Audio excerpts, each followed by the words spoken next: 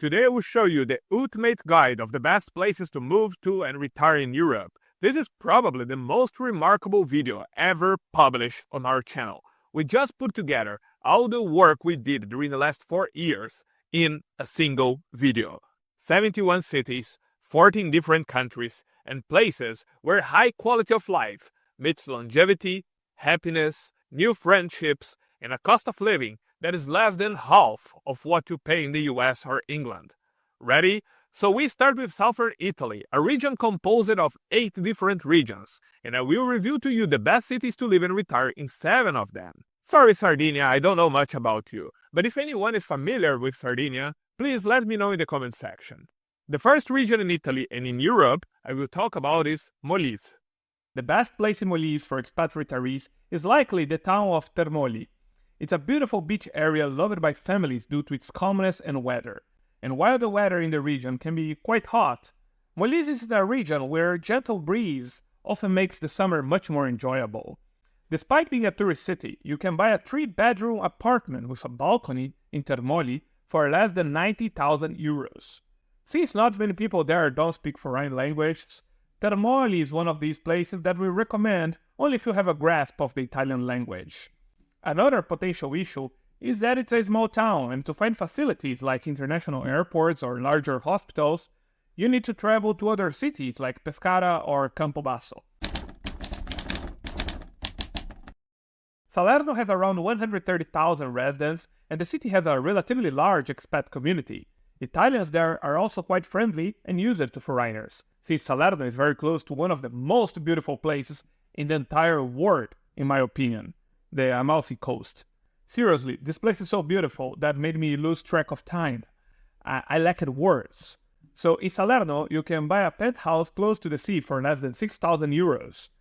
Now please tell me in the comment section, what do you buy for 6,000 euros or $65,000 in your city, in your country? Because I'm curious for comparison. I think that the biggest downside of Salerno is that during the high season, it might feel a bit crowded. Bari is not too large to the point of being chaotic and expensive, but also not too small to the point of not having good supermarkets or hospitals. It even has an international airport. The city has a bit more than 300,000 people and has a lovely beach with a very curious name, Pane e Pomodoro, which means bread and tomato. And why? Can some Apulian explain to me the reason for this name in the comment section? It was as if Brighton had a beach called Fish and Chips. Now back to the subject. Bari has plenty of infrastructure. It's home to the Policlinico di Bari, one of the most respected hospitals in southern Italy, and also has an airport with flights to all over the European continent. Since it's not a small town, it's unlikely you'll get bored there. In Bari you can buy an 84 square meter apartment close to the seaside for 8,000 euros. Utilities, including electricity, heating, cooling, water, and garbage if you need to pay for it, average around 120 euros per month for an 85 square meter apartment. And grocery costs are also reasonable, with a liter of milk priced at around 1.2 euros and a loaf of bread for 1.5 euros. Since it's relatively touristic, Bari might get crowded in the summer and prices might go slightly up during that time. It's a relatively small city with around 60,000 residents and very, very old, from ancient times. Matera has a welcome community with a growing number of expats, making it easier for newcomers to integrate. The city is renowned for its sassy, ancient cave dwellings that are a UNESCO World Heritage Site. The healthcare facilities in Matera may not be as comprehensive as those in larger cities. Ospedale Madonna delle Grazie is the main hospital, but for specialized treatments, residents might need to travel. It's relatively famous for its tourism, but it's still affordable. A 3-room flat there in the best part of the city will cost you 95,000 euros. I just don't get this pink color, but well, some people might have different tastes.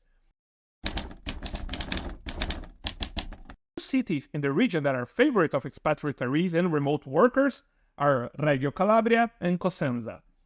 Reggio Calabria is the largest one, with around 170,000 residents, and has a decent infrastructure since it's also the provincial capital. Due to its tourism vocation, the city has developed public transport systems including buses and trains.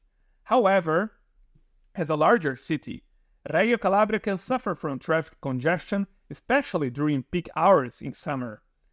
Cosenza, on the other side, it has less than half of the size of Reggio Calabria, and it's not that touristy. Cosenza also offers a slower pace of life with beautiful squares, cafes, and local markets, providing a quintessentially Calabrian experience.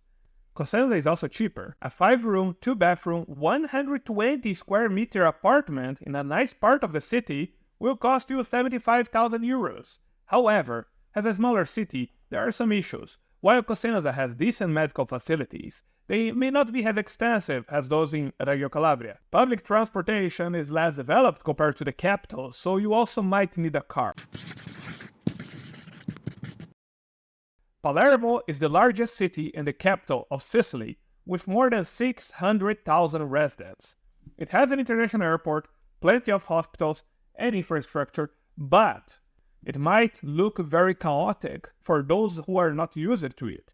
So our suggestion instead is Catania. Catania has less than 300,000 residents, and it's much calmer than Palermo, while still offering all the basic services you need.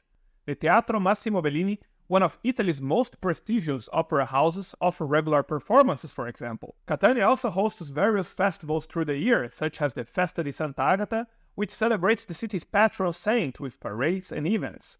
Catania Fontanarossa Airport connects the city to various international destinations, making travel easy to many parts of Europe. And the whole place has some spectacular beaches. Look at this. Stunning. And the best thing is, Catania is really inexpensive for a city of its size. It's cheaper than living in some small villages in northern Italy. Let's put it into perspective. You can buy a 3-room, 2-bathroom apartment for only 59,000 euros.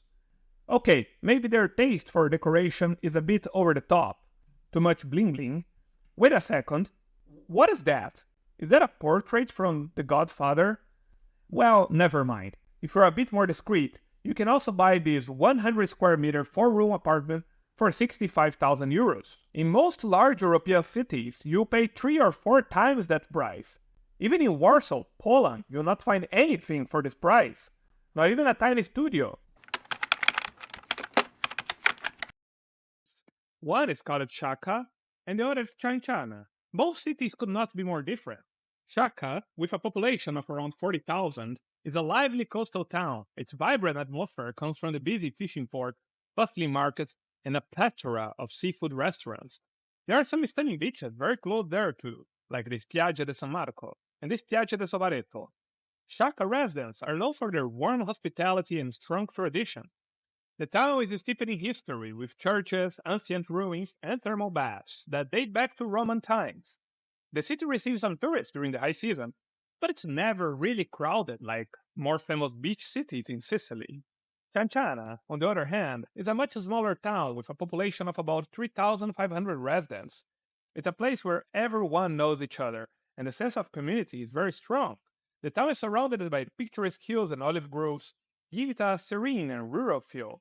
The pace of life in Cienciana is slow and relaxed, perfect for those looking to escape the noise and rush of larger cities. The town's charm lies in its simplicity and the friendliness of its residents. Local festivals and events are intimate affairs, bring the whole community together to celebrate. But here is an important point. In Sicily, not many people speak English. If you plan to move to anywhere in the island, but especially to small towns, get ready to learn some Italian language. And even better, the Sicilian dialect. It's not that difficult, and once you start to speak it, your life will be so much better. The difference in your daily interactions with the locals is mind-blowing. In the comment section, I will give you the link for a very effective software that I use to learn language. Now continuing, and you might be asking, why am I talking to you about those 2 cities, 2 small towns, instead of the provincial capital, Agrigento? Here is the reason. As a provincial capital, Agrigento has more jobs, some of them relatively well paid in government institutions.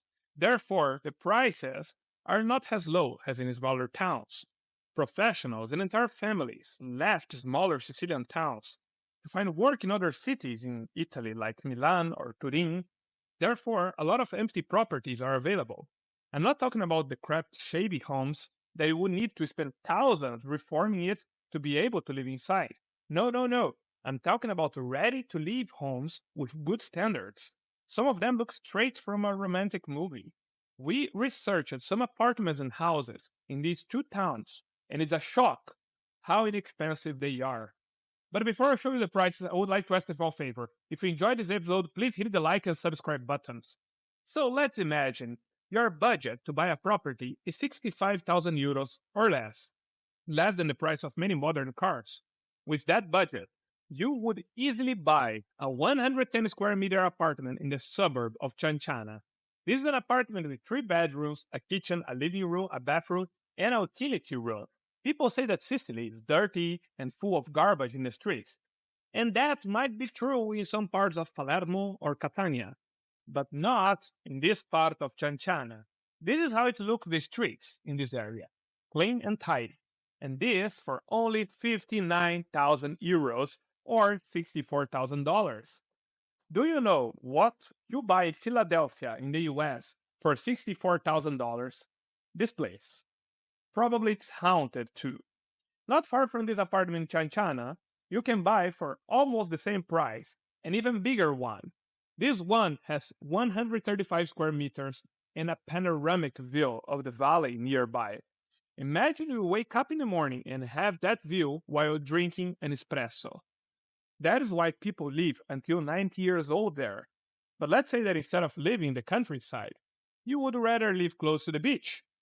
Let's talk about what you could afford in Sciacca, our lovely coastal town. For 99,000 euros, you can buy a 2-floor building in the historical center of the town. It's located at Via San Vito, a Sciacca, about 200 meters from the fantastic Chiesa Scandagliato. Again, if you think that Sicily is dirty and has garbage in the streets, think twice, because this is how the street of this apartment looks like. As clean as the corridor of a fancy hotel. The best part? You will be within a walking distance of this beach. And yes, it's empty because, as I said, somehow not many tourists discovered yet how cute is this little town called Sciacca. The first city I'll talk about is Livorno. And of the 3 cities, this is the only one at the seaside, and also the biggest one with 157,000 residents. Due to its size, Livorno has a well-developed healthcare system with modern hospitals and clinics, ensuring reliable medical care. The public transportation is efficient, with frequent trains and buses connecting you to nearby cities like Pisa and Florence. The city is also known for its fresh seafood markets like the historic Mercato Centrale. This is what an Italian told us about Livorno. Livorno is like the Napoli of Tuscany. It's very different compared to the shiny Firenze. And this is interesting because in general, many people consider Livorno a very authentic city. Now, time for the most important part. What you can afford in Livorno for the price of renting a small studio in Chicago, $1,480 or 1,320 euros per month. This huge apartment with 170 square meters, more than 1,800 square feet, is located in a stately period building just in front of the sea. It has 4 rooms, 2 bathrooms, and this magnificent view. And all that for just 1,100 euros, cheaper than a tiny studio in Boston. If you want to save more, for only 800 euros, less than $900, you rent a 4-room apartment in a central area. If instead of renting, you prefer to buy this apartment, you can do it for just 145,000 euros, $162,000. Do you know what you buy with $162,000 in Boston? Nothing, absolutely nothing. In fact, the cheapest thing you can buy in Boston costs $238,000 and is just a parking space. Another place that was recommended by locals is a smaller city called Empoli. Despite being smaller, Empoli has a good advantage. The location is just 30 to 50 minutes from 2 bigger Tuscan cities, Florence and Pisa. So you have the benefit of being close to the infrastructure of those larger urban centers while paying much, much lower prices. How low? Well, very low. For example, you can rent a 3-room apartment in Empoli for only €650 per month. This is less than $750. I asked ChatGPT, where can I find a 3-room apartment in the US for such price? Because any place in Miami or Fort Lauderdale would cost more than that. ChatGPT told me that this price is possible to find in Mobile, Alabama, so I went to check why Mobile has the same prices as Empoli in Italy. Well, the most striking fact is that while the homicide rate in Italy is 0.5 murders per 100,000 residents per year, in Mobile, Alabama, it is 20.1. So yes, maybe in the US you can live for the same cost as Empoli, if you don't mind living in a place 40 times more violent. Now, going back to the other pros of Empoli, every 30 minutes there is a train departing from there to Florence, and the ticket costs only €5 per trip. If you enjoy nature, the proximity to the Arno River and the Tuscan countryside provides easy access to outdoor activities. About Empoli, this is what a local told us. Open quote. I live in Empoli, a 50,000 resident town located between Pisa and Florence. The cost of living is good, services are more than decent, from there you can easily travel by train to Florence, Pisa, Siena, and Lucca. End quote. And since we mentioned the region of Lucca, is another place that is quite attractive for retirement in Tuscany. Here is what a resident from Lucca told us. Open quote. It's not a very big city, but it still offers a lot of comforts, and is very well connected to nearby cities by roads, trains, etc.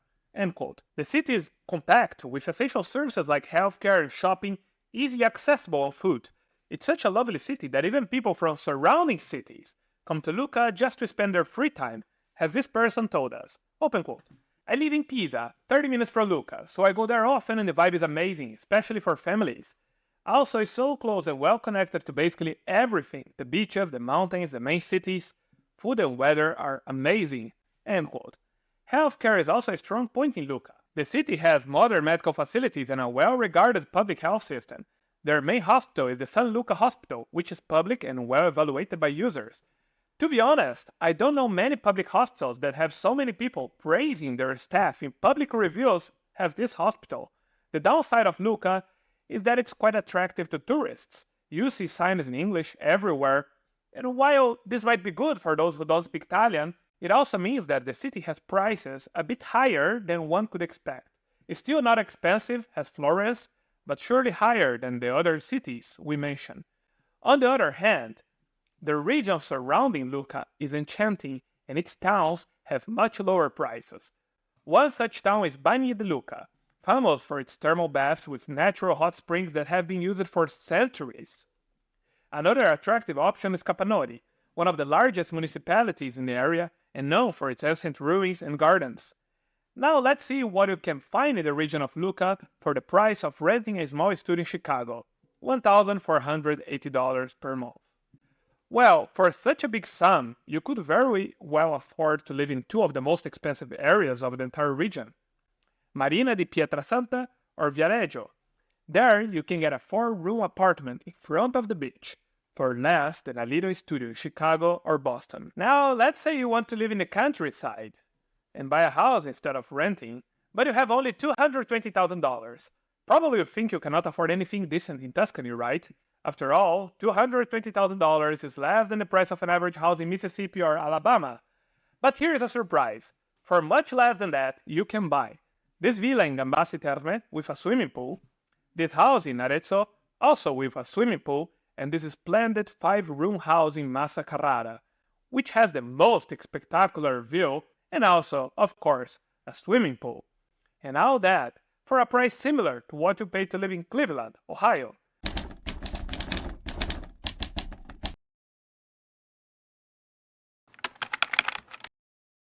Several factors make Aragon an appealing destination for foreign retirees.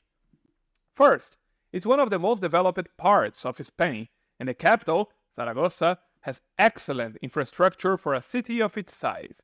It's also the third safest autonomous community in Spain, being 43% safer than Valencia, for example. While it's far from being the cheapest autonomous region, some services like private healthcare have good quality and relatively low prices. Public transportation is efficient, and the road infrastructure is well maintained, making it easy to travel within the region.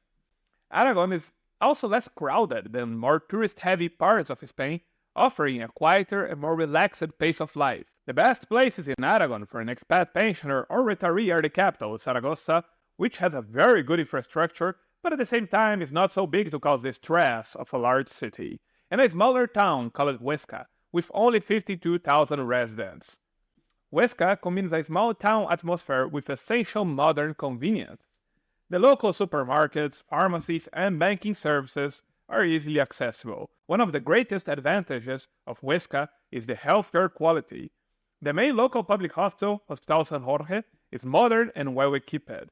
For those who prefer private healthcare, there are private clinics that offer services at lower rates than larger metropolitan areas. Huesca is just an hour away from Zaragoza by train, which has an international airport, so you can fly elsewhere in Europe. And Huesca's proximity to the Pyrenees Mountain is a major advantage for those who enjoy outdoor activities like me. It's a very safe city due to its smaller size, and the biggest negative aspect that locals mention is that it can get boring sometimes. The cost of living there is quite low since it's a small city, and this translates to much lower housing costs. The city has plenty of apartments available for sale for less than 100,000 euros, like this fully furnished 3-bedroom apartment available for only 93,000. The next autonomous community is Asturias, a region in the northwest of Spain, bordered by the Bay of Biscay and the Atlantic Ocean to the north. For expats, one piece of good news is that Asturias has an inheritance and gift tax system that can be favorable for those who plan to transfer assets to their heirs living in the region. This is something that our partner of today, Title, can help you if you ever consider moving to Spain. And by the way, in a few weeks, we'll make a full video where an expert from Title will answer whatever you ask in the comment section about taxes in Spain. So if you have any doubts, ask us in the comment section and we might choose it to be answered by Title in our next video. Now going back to Asturias, the biggest downside of this region is that it's quite rainy, very different from the Mediterranean climate of southern Spain. The best cities in the community are Oviedo and Gijón, and only 24 kilometers separate those two cities, but they have some striking differences. Oviedo is the capital of Asturias, and is not exactly at the shore, but inland. It offers a balance between a relaxed lifestyle and the amenities of a mid-sized city. Oviedo has around 220,000 residents. It has a rich cultural scene for a city of its size and a walkable city center. The public healthcare system is highly regarded, and the city has well-equipped hospitals, such as Hospital Universitario Central de Asturias, UCA, one of the largest and most advanced hospitals in Spain. Expats who obtain residency can access public healthcare at minimal cost, while private health insurance is also affordable. Oviedo provides a relatively low cost of living compared to other European cities. Renting an apartment in the city center can cost around 500 to 700 euros per month. For expats looking for a low cost of living in a city with a good quality of life, it's a very good choice. This is what a local told us about Oviedo. Open quote, "I've been living in Oviedo almost my whole life. It's a great city to live in. It's literally the cleanest in Spain, and I would say it's pretty safe." End quote. Another city in Asturias that is a recommendation for anyone planning to retire in Spain is Gijón. It is slightly bigger than Oviedo, with more than 270,000 residents, and just at the seaside. Gijón has several well-maintained beaches, such as Playa de San Lorenzo, ideal for those who enjoy coastal living. The city also has numerous parks and green areas, such as the historical Cerro de Santa Catalina, with scenic views of the Cantabrian Sea. The Asturias airport is only 30 minutes away, and is a hub for a low-cost airline called Volotea. So from there, you can travel to multiple airports in Spain and Europe for affordable prices. For 99,500 euros, you can buy a 3-bedroom apartment there, just an 8-minute walk from the Arbeyal beach. The next autonomous community I want to tell you about is the Balearic Island, and here we are in for a bit of polemic for a few reasons. First, this is actually the second most expensive autonomous community in Spain, just after Madrid. Second, recently there were some protests in the Balearic's largest city, Palma, due to the influx of foreigners, which, according to the locals, is causing inflation. That aside, there are also many attractive factors there. This archipelago enjoys a Mediterranean climate, with mild winters and hot, sunny summers, making it an appealing destination for millions of tourists. I travel there for holidays once or twice per year, and I have never had a bad time. The weather is really special there. However, this is also what makes this place so expensive. One of the key financial attractions for foreign retirees in the Balearic Island is the potential for favorable tax treatment. They have lower wealth, inheritance, and gift taxes, and tax breaks for investing in energy-efficient properties. A good place in the archipelago are the cities surrounding Palma de Mallorca, since they have the bulk of the infrastructure and services. Palma also has a large airport, the third largest in Spain in number of passengers, with connections to nearly all European capitals. In a city called Pastilla, just a few kilometers from Palma, you can buy a 40 square meter flat for 169,000 euros. It might seem expensive compared to other parts of Spain, and it is. But hey, at least you are just 2 blocks away from the beach. The next autonomous community is also an archipelago, but it's much cheaper than the Balearic Island. It's a Canary Island located on the northwest coast of Africa in the Atlantic Ocean. Known for its subtropical climate, it's one of those places where even in the middle of the winter, you can sunbathe at the beach. One curious aspect of these islands is that they are an economic special zone with multiple tax benefits. For example, the value-added tax, or VAT, there is only 7%, in comparison to the 21% VAT in the rest of Spain. They also offer reduced income taxes for professionals relocating there, and reduced property transfer tax for buyers. Title, our partner in the episode today, told us that there is an increasing interest from digital nomads and other professionals to live in the Canary Island due to all these benefits. The 2 best cities for retirees are also the 2 biggest in this archipelago, Las Palmas de Gran Canaria and Santa Cruz de Tenerife. Las Palmas de Gran Canaria is bigger, with almost 380,000 residents, and the infrastructure there is more robust. As the largest city in the Canary Island, Las Palmas offers all the amenities retirees need, from healthcare to international schools if you bring young family members. It also has a vibrant expat community and a blend of cultural activities. With its coastal location, retirees can enjoy both urban conveniences and beachside relaxation. Many expats there are from the UK, Germany, and Scandinavia. Las Palmas is just 25 minutes from Gran Canaria International Airport, with flights to numerous destinations. But one of the downsides of Las Palmas is the public transport. The buses, operated by Guagas Municipales, are often extremely crowded. In terms of housing costs, a 3-bedroom apartment in Las Palmas costs 107,000 euros, which is less than $120,000. If you prefer to rent for 670 euros or $750, you can rent a furnished apartment. This is what a resident told us about Las Palmas. Open quote, "Amazing place, very laid-back lifestyle, good internet, relatively cheap because of the island lower taxes, lots to see and do, and a cheap plane ticket to Europe. Lots of tourists in the south, more locals in the north." End quote. The next autonomous community is less famous, but it also has plenty of pros, Cantabria. Cantabria is in northern Spain, located between Asturias and the Basque Country. It has a climate similar to Asturias, mild summers and wet winters. The biggest downside of this autonomous community is that it's the most violent in Spain, with a homicide rate of 1.03. However, to put it into perspective, while being the most violent Spanish community, if Cantabria was a state in the US, it would be the safest, being even safer than Rhode Island. In Cantabria, there are municipal tax reductions in some cities, such as property tax relief for pensioners.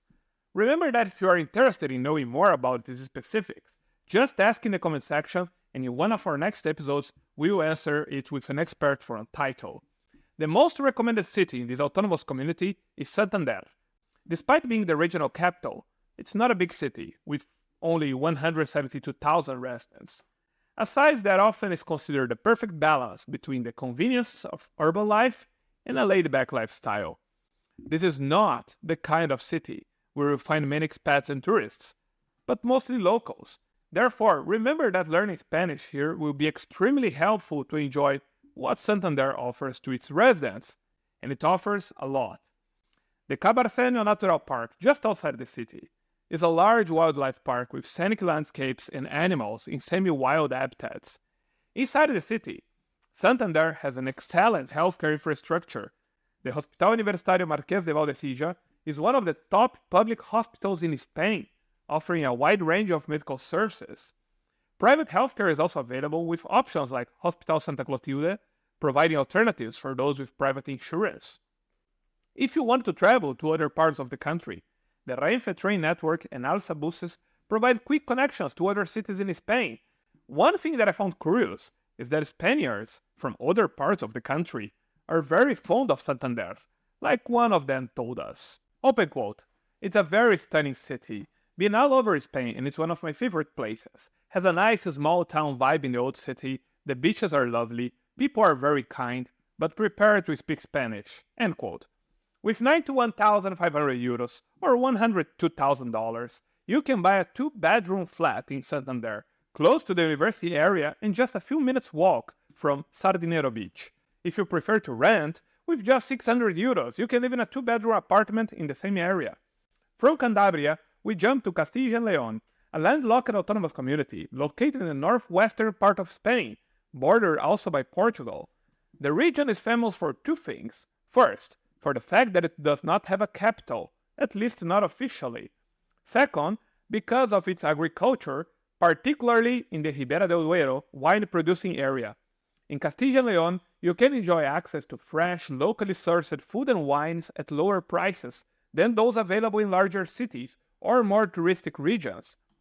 On the financial side, an advantage of Castilla and León is the regional reductions on inheritance and gift taxes, good for retirees looking to transfer wealth to family members. Castilla and León apply reductions based on the degree of kinship and the value of the inheritance. The local government also gives incentives for property purchases in rural areas, which could lead to reduced property taxes for retirees willing to settle in smaller towns within the region. One of the best highlights of Castilla and León is that it's very safe. In fact, the second safest region in Spain, with a homicide rate of 0.33 per 100,000 residents per year. The biggest downside of this region is that the winters are relatively cold, since most of Castilla and León is located in the inner plateau, a high region of Spain. The two most recommended cities for expats in Castilla and León are León and Salamanca. León is smaller, with close to 128,000 residents, and much of its essential infrastructure and amenities within walking distance. This is ideal for retirees who may not wish to rely on a car. The city center, commercial districts, and medical facilities are all easily accessible on foot or by using the local bus system, which offers reduced fares for seniors. It is also a city with considerably lower costs. Even properties within the old town, near key historical landmarks like the León Cathedral or the Casa Botines, are relatively inexpensive. High-speed trains connect León to Madrid in just 2 hours. Salamanca is a bit bigger, with almost 150,000 residents, and is very famous because of its university, one of the oldest in the world. The city has a temperate climate with warm summers that are not as extreme as in the southern parts of Spain, and it's a city where a big share of the population is relatively mature. There are more people above 45 years old in Salamanca than below that age. During the school season, there is also a population of students, and a local told us that, surprisingly, the older and the younger parts of the city frequent the same spots. The Tormes River, which runs through Salamanca, offers a pleasant setting for walking, cycling, or relaxing. Along the riverbank, there are well-maintained walking paths and green areas like Parque de los Jesuitas. Another good point about the city is the air quality. Salamanca has consistently air quality better than other larger cities in Spain. The city's relatively low population density and absence of heavy industry contribute to cleaner air, enhancing overall health and well-being for residents. Lastly, but probably most importantly, the cost of living in this part of Spain is lower than average, and that explains why so many students go for exchange there. As we all know, they tend to favor cheaper places. For just $82,500 euros or $92,000, you can buy a flat in a nice, well-located district called San Bernardo, just a few minutes walk from downtown. If instead of buying you prefer to rent, there are multiple offers across the city below 500 euros. From Castilla and León, we jump into another region with a very similar name, but even cheaper. In fact, our next region has the lowest housing costs in Spain. But before revealing it, I would like to ask a small favor. If you enjoyed this episode, please hit the like and subscribe buttons. So this autonomous community is called Castilla-La Mancha, and it has the cheapest prices in Spain for real estate. The average price of a home there is around 1/3 of the price in Madrid, for example. Castilla-La Mancha is the largest wine-producing region in Spain, by far. Castilla-La Mancha produces so much wine that if it was a country, it would be the third largest producer in the world, just behind Italy and France. And as you might know from our video about Tuscany, where there are wineries, there is good weather, because we humans benefit from the same climate as vineyards. One could even call Castilla-La Mancha the Tuscany of Spain. The similarities are plenty. Both regions boast vast rolling landscapes dominated by orchards and olive groves, creating an iconic countryside. Additionally, the architecture in both areas reflects a rich historical heritage with medieval towns, hilltop villages, and old windmills dotting the landscape. In both cases, the cuisine is also an attraction. Castilla-La Mancha is famous for its manchego cheese and lamb dishes, all produced locally. The largest city in Castilla-La Mancha is Albacete. However, not many people recommend it for expats. On the other hand, the city that receives the highest recommendations is Toledo, a much smaller city with less than 86,000 residents.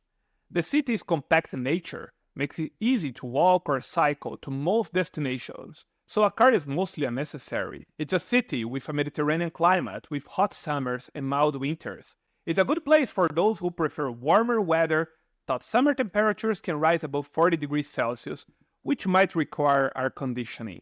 Toledo is less than 1 hour from Madrid by train, and there are multiple departures every day. So anyone living in Toledo has access to all the infrastructure, healthcare, and perks that Madrid offers, while living in a more relaxed historical setting and paying much lower prices. If you do not live in the historic center, of course. The historic center is more expensive because the city has high tourist appeal, receiving thousands of people every year. On the other side, the outskirts have very good prices. This is what a resident told us. Open quote. Toledo is a magical city, but heavily over-touristed. So eating out in the Casco, historic center, is pricey like crazy tourist prices. But other parts of Toledo and nearby pueblos are still. Groceries are cheap compared to Madrid. Cañas, beer, wine, cheap. End quote. In Toledo, there is a district called Santa Barbara, just to the side of the Tagus River. Despite being only 2 kilometers from the historic center, the prices are much lower. You can buy a 3-bedroom apartment in Santa Barbara for only 65,000 euros, less than $73,000. The next autonomous community is Extremadura, located in western Spain, bordering Portugal and Andalusia. It's the second poorest community of Spain by GDP per capita, but there are many pros Extremadura offers for expat retirees. Their government offers interesting benefits for foreigners who want to live and invest there. In fact, if we would talk about all of them, it would take some time. But if you want to know more about these tax incentives, leave us a comment, and in the next video, together with an expert from Title, the one-stop shop for tax matters abroad, we will answer it. Now, back to the best places to live in Extremadura. The most recommended city in Extremadura for expats and retirees is not their capital, Merida, which some people say is average at best, but instead another city that is a bit larger. Merida is quite small. It's Cáceres, a city with 96,000 residents that is a UNESCO World Heritage Site, and it's known for its medieval architecture and vibrant cultural scene. Since this city is located in Extremadura, the cost of living there is much lower than the average, despite being such a pleasant place to live. Basic expenses such as groceries, utilities, and transportation are all lower than in most of Spain. The summers there are hot, but the winters are mild and even pleasant. It's very unlikely to have temperatures below zero. Despite the smaller size, Cáceres has a good healthcare infrastructure. The Hospital San Pedro de Alcántara is a large modern facility offering a wide range of medical services. Cáceres is also a very, very peaceful place. In fact, Extremadura, as a whole, is remarkably safe, with a homicide rate of just 0.47 per 100,000 residents per year, one of the lowest in Spain. The biggest downside of Cáceres is that it's not very well connected to the rest of Spain. First of all, as of now, there are no high-speed trains departing or arriving from Cáceres. To travel to Madrid, for example, there are some direct trains, but in some cases, you need to take 2 trains or a train and a bus. This is what a resident told us. Open quote. Cáceres is small and has the mildest winters, but traveling from Cáceres to anywhere in Spain is an odyssey. End quote. But hidden in this negative aspect, there is a positive point. Yes, It is difficult to travel from Cáceres to the rest of Spain, but it's easy to travel from there to many Portuguese cities. In fact, from Cáceres, in just a 3-hour drive, you can reach Lisbon. Remember when I said that the cost of living in Cáceres is lower? From all the places that I have shown you so far, there are no prices as low as in Cáceres. There are apartments for rent for as little as 299 euros, like this 3-bedroom flat with 123 square meters. If you prefer buying, prices are even more impressive. You can buy a 4-bedroom apartment with a respectable size of 132 square meters, more than 1,400 square feet, in the historic center for just 66,000 euros. Even in a small town in Alabama, you cannot find apartments for the prices you have in the historic center of this pretty, mid-sized city. From Extremadura, we go north to the autonomous community of Galicia, located in the northwest corner of Spain, bordered by the Atlantic Ocean to the west and the north. Galicia has a temperate climate with mild winters and not so hot summers, an attractive spot for those looking for moderate weather year-round. The fact that I personally like the most about Galicia is that besides Spanish, they speak a language called Galego, which is very similar to my language, Portuguese. The two most recommended cities in Galicia are Ourense and Vigo. Ourense is the smaller of the two, with a bit more than 100,000 people. It's very scenic, not expensive, and ideal for those seeking a calm, laid-back city. However, residents say it can be boring, since not much happens there. The other is Vigo.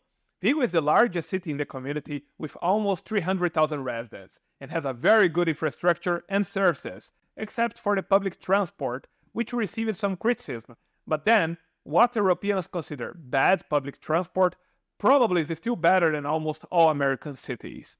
Vigo is home to several well-regarded medical facilities, including the Álvaro Cunqueiro Hospital, one of the largest and most modern hospitals in northern Spain. The Vigo Penador Airport connects the city to major Spanish cities like Madrid and Barcelona. Vigo's railway station provides access to high-speed trains for convenient travel across Spain. One of Vigo's unique advantages is its proximity to Portugal. The border is less than an hour drive away, allowing easy access to Portuguese cities like Porto or Braga. In terms of the cost of living, it's not the cheapest city in Galicia. However, if you compare Vigo with other cities of the same size in Spain, the cost of living is relatively low. This is what a local told us about the city. Open quote.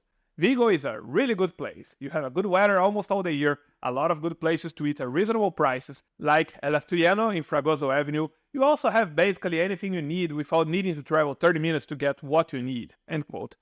Regarding housing prices, there are plenty of apartments for rent for less than 600 euros per month. For buyers, it's possible to buy a 3-bedroom apartment for just 94,000 euros. The last autonomous community we'll talk about is maybe the most attractive of all. All the information I put so far was gathered from tons of data and multiple sources. You can access all these sources by subscribing to my Patreon. Tier 2 members get my 3 best-selling books on living abroad, while Tier 3 gets even more benefits. But hurry, this offer is limited to the first 20 subscribers. Go to patreon.com/the_expat to join. So the autonomous community that might be the most attractive of all is Murcia. And why that? Well, Murcia has a very unique combination that is not found anywhere else in Spain. It's the second cheapest autonomous community in mainland Spain, with costs just slightly higher than Castilla-La Mancha. But unlike Castilla-La Mancha, Murcia is not landlocked. Instead, it has a beautiful Mediterranean coastline. This autonomous community in the southeast of Spain has more than 300 days of sunshine per year. It's close to the Valencian community that I covered in a previous video, but the costs in Murcia are in general much smaller since tourism is not so heavy there. Have you ever thought about retiring to a place where the sun shines almost every day? The cost of living is half of the cost of Florida and 60% cheaper than London, England, and this place is safer than any state in the US. It's even safer than Maine. After taking the opinions of numerous locals and other residents, I discovered why Malaga, Axarquia, and the region of Costa del Sol in Spain became such attractive destinations for expat retirees. And today, you'll discover all these reasons. Some of them never crossed my mind. But at the end of this video, I will also tell you an essential aspect to consider if you ever thought about retirement in Spain. So with no further ado, let's jump into the reasons that make Malaga an insanely good cost benefit for retirement abroad. And here is a tip. It's not only about the sun or only about the cost of living. It goes way beyond that. And the first positive aspect we will talk about is proof of that. It is that in 2022, the autonomous community of Andalusia, where Malaga is located, introduced several tax benefits for foreigners and residents. They implemented a 100% rebate on the wealth tax, effectively eliminating this tax for residents and non-residents who have assets in the region. Their idea is to attract more high net worth individuals to establish their residence in Andalusia. Andalusia also reduced other taxes, like inheritance tax and property transfer tax. For example, imagine that you buy a house in Andalusia, and then your children inherit it later. If the house costs less than 1 million euros, they will not pay any inheritance tax. Remember that these incentives are valid only for Andalusia. In other parts of Spain, like Madrid or Barcelona, the tax code is different. The second positive thing about this region is the private healthcare. In the region of Malaga, you'll find high-quality hospitals like the Sanit Hospital, the Orthopedic Clinic Sandalf in Benalmádena, and the Vitas Malaga Hospital close to Playa La Caleta. In all these decent private hospitals, medical procedures will cost way less than what we would pay in the US. For example, a glaucoma surgery in Malaga will cost 1,000 euros. This is less than $1,100 US. In the US, the same surgery will cost you between $2,450 to $4,260. That partially explains why Spaniards spend only 1/3 of the value that Americans spend per year on healthcare. The third aspect is also unusual, but often ignored. And as an expatriate myself, I will tell you, this is important, and you might miss it at some point. I'm talking about connectivity. Malaga is very well connected, both by air and rail. Malaga's transportation infrastructure is highly developed. Trains give you easy access to the rest of Spain and Europe. The Malaga Costa del Sol airport is one of the largest in Spain and offers flights to major cities across Europe and even to the US or Canada. Additionally, the high-speed AVE train connects Malaga to Madrid in less than 3 hours. This makes it very convenient for you to visit your family and friends back home, or for them to visit you. The third point I want to tell you is one that expats love most about living in Malaga. It's the friendliness of the local people. This is what a German resident of Malaga told us. Open quote. Currently, my wife and I live in a small mountain village near Malaga, and it feels like the whole community has welcomed us as a family. People smile and laugh, and there is a great atmosphere. It feels like a totally different world to me, and I really appreciate it. Oh, close quote. But be aware that some Spaniards, especially in this part of the country, have the habit of staring, especially people or things they find different or unusual. Don't take that as an offense. This is what another local told us. Open quote. Anything that is a bit unusual in Spain attracts attention. However, it's not about racism or rudeness. It's simple curiosity. Close quote. That is interesting, right? The next pro of Malaga is one that you probably expect already. The Mediterranean climate. The Mediterranean weather you find in Malaga is known for its mild, wet winters and hot, dry summers. In this climate, winter temperatures usually range from 10 to 15 degrees Celsius, 50 to 59 Fahrenheit, making it quite pleasant compared to other colder regions. Summers are typically hot, with temperatures often reaching above 35 Celsius, 95 degrees Fahrenheit, but during the night it's not that hot. In such climate, spring is a delightful season. It's one of the regions in Europe with the highest amount of sunshine per year. Researchers claim that the Mediterranean climate is the best for human life. If you have health issues like asthma, arthritis, or SAD, this weather will greatly help you. It's also an excellent weather for agriculture, which brings us to our next pro. This part of Europe offers exceptional food quality, especially in fresh fruits, milk, and vegetables. Have you ever asked yourself, how is it possible that Spaniards live 84 years on average, while Americans live only 76? Even rich European countries with good healthcare like Germany have a shorter life expectancy than Spain.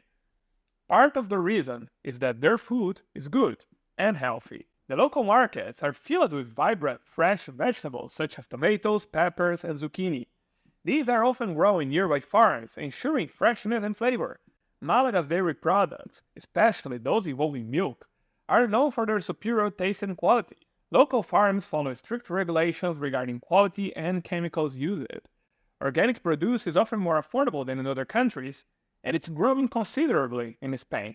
All that together ensures that Malaga has some of the best food quality in Europe for a good price. This brings us to our next positive aspect, and this is the one that you have been waiting for this entire video: the low cost of living, which is a result of many circumstances. One of them is the excellent public transport. If you live in the city of Malaga, likely you will not need to bear the expenses and costs of having a car. Public transport is good and inexpensive and reaches every part of the city. A monthly bus ticket costs only 19.95 euros or less than $22 for unlimited trips per month. In the US, this is what you would pay to park your car for a single day in Chicago. If you really need a car for some special occasion, to rent one is quite cheap. This is what one person very familiar with Malaga told us. Open quote. Public transport is really good, even if you want to commute to the smaller cities in Costa del Sol. Also, I don't have to worry about where to park, especially now that it's summer and everyone is heading to the beach. Close quote. Another thing that is very inexpensive in Malaga is to dine out. And I'm not talking about those restaurants in front of the beach. Those are more expensive because they are for tourists. Let's take a local restaurant that is famous among locals because of its good quality. El Rincón de Lola, for example. In this place, you can eat a delicious plate of cod with aioli for only 13.95 euros. Just a digression, cod is my favorite fish and it fits perfectly with aioli. This is less than what you might pay for a bacon cheeseburger from Five Guys if you order it by Uber Eats in the US. And let's be honest, there is no way we can compare a plate of cod with aioli versus a bacon cheeseburger. And I'll not even talk about the quality and good prices of Spanish wine. That is already commonplace. But let's stop comparing Malaga with the US for a moment.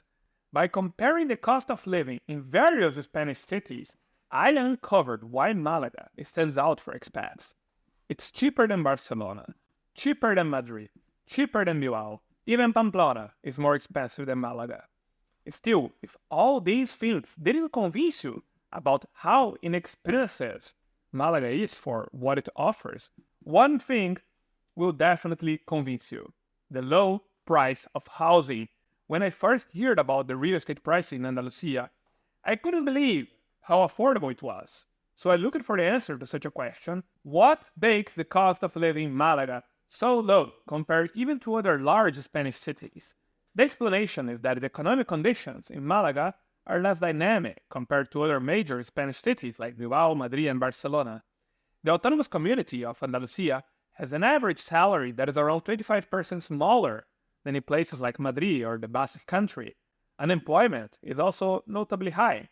The unemployment rate in the province of Malaga is 19.1% higher than the national average of 14%, which is already an elevated number. High unemployment means less economic activity and competition for jobs, which keeps wages low and reduces the cost of services.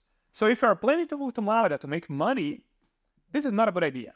But if your idea is to go to Malaga to spend money, then things are much better because you will get the best benefit for every euro you spend there. In Malaga, you can find beautiful homes for a fraction of the cost compared to other European cities. Let's say you want to rent a place and your budget is 800 euros per month. For that price, you can rent a 75 square meter, 800 square feet, 3-bedroom apartment located only 10 minutes from the city center and very close to a train station. Now imagine your budget is similar to the rent of an average 2-bedroom apartment in Pittsburgh, Pennsylvania, which nowadays is $1,567, meaning 1,450 euros. What could you rent in Malaga with such a budget? You can rent this place here, with this view and that close to the beach, only 15 meters. And if you're not in the mood to go to the beach, you have access to a fine swimming pool. All this with a public transport station just a few meters away. Now compare this to Pittsburgh and tell me, which choice makes more sense? And remember, while Pittsburgh has an homicide rate of almost 18 murders per 100,000 residents per year, Spain has a homicide rate of 0.6, so you pay less to live in a better climate with better food and 26 times safer. The choice between Malaga and Pittsburgh looks obvious now, right? However, there is one point that anyone should pay attention to when thinking about moving to Spain, and I'll make an alert about that in a few minutes. But now, let's go back to the unbelievably attractive housing prices in this part of Spain. Let's say that instead of renting, you want to buy an apartment, and your budget is $200,000 or 185,000 euros. In the US, this is the average price of a home in Montgomery, Alabama, which is one of the cheapest cities in America. In Malaga, this would buy a quite decent place, with 91 square meters, almost 1,000 square feet, 3 bedrooms, and a decent view from the mountains nearby.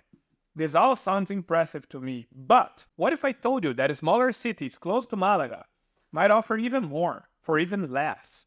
So I asked the locals which are those small cities with exceptionally good cost-benefit, and they gave me 2 names. But before we discover those 2 towns, I would like to ask a small favor. If you enjoyed this episode, please hit the like and subscribe buttons. The first town locals recommended to me is Rincón de la Victoria, a coastal city that is only 37 minutes from central Malaga by public transport. 37 minutes is less than the average commute in New York or some cities in California. And what is the reward for living in Rincón de la Victoria, a city with 46,000 residents? Splendid beaches a few meters away, more splendid beaches, and calmness for a daily walk without the rush of a large city, and all that paying considerably less. Remember our previous budget of 1,450 euros per month, the one enough to rent a normal apartment in Pittsburgh? Well, in Rincón de la Victoria, for only 1,100 euros, or less than $1,200, you can rent a 3-bedroom apartment in front of the beach, fully furnished and with a lovely balcony. Despite the small distance to a large city like Malaga, this place kept the atmosphere of a small Spanish city. This is what a Dutch-Spanish couple told us about Rincón de la Victoria. Open quote. We recently bought a house in Rincón because we plan to spend more time in Spain. I see it as a livable Spanish town, great for families, with good restaurants at fair prices, and a long promenade for running and cycling that connects to other towns. It's quieter in winter, which I prefer over towns crowded with tourists. End quote. The biggest downside, according to locals, is that the water supply is getting disrupted quite frequently lately. The next city residents of the region recommended to us is Torremolinos, which is even closer to Malaga, only 24 minutes distant by train. It has less than 70,000 people and is the most popular tourist town in the region called Costa del Sol. So yes, Torremolinos receives a considerable amount of tourists during summer. This has its cons like the crowdedness during high season, but it also has some positive things. Since during the low season the city has a huge empty infrastructure, prices go down drastically. So you can rent an apartment to live there 9 months per year for very discounted prices. For 1,250 euros, $1,350, you can rent a large chalet with 180 square meters, almost 2,000 square feet, and 3 bedrooms, with a spectacular view and very close to the seaside. The thing, however, is that they rent for this incredible price 11 months per year.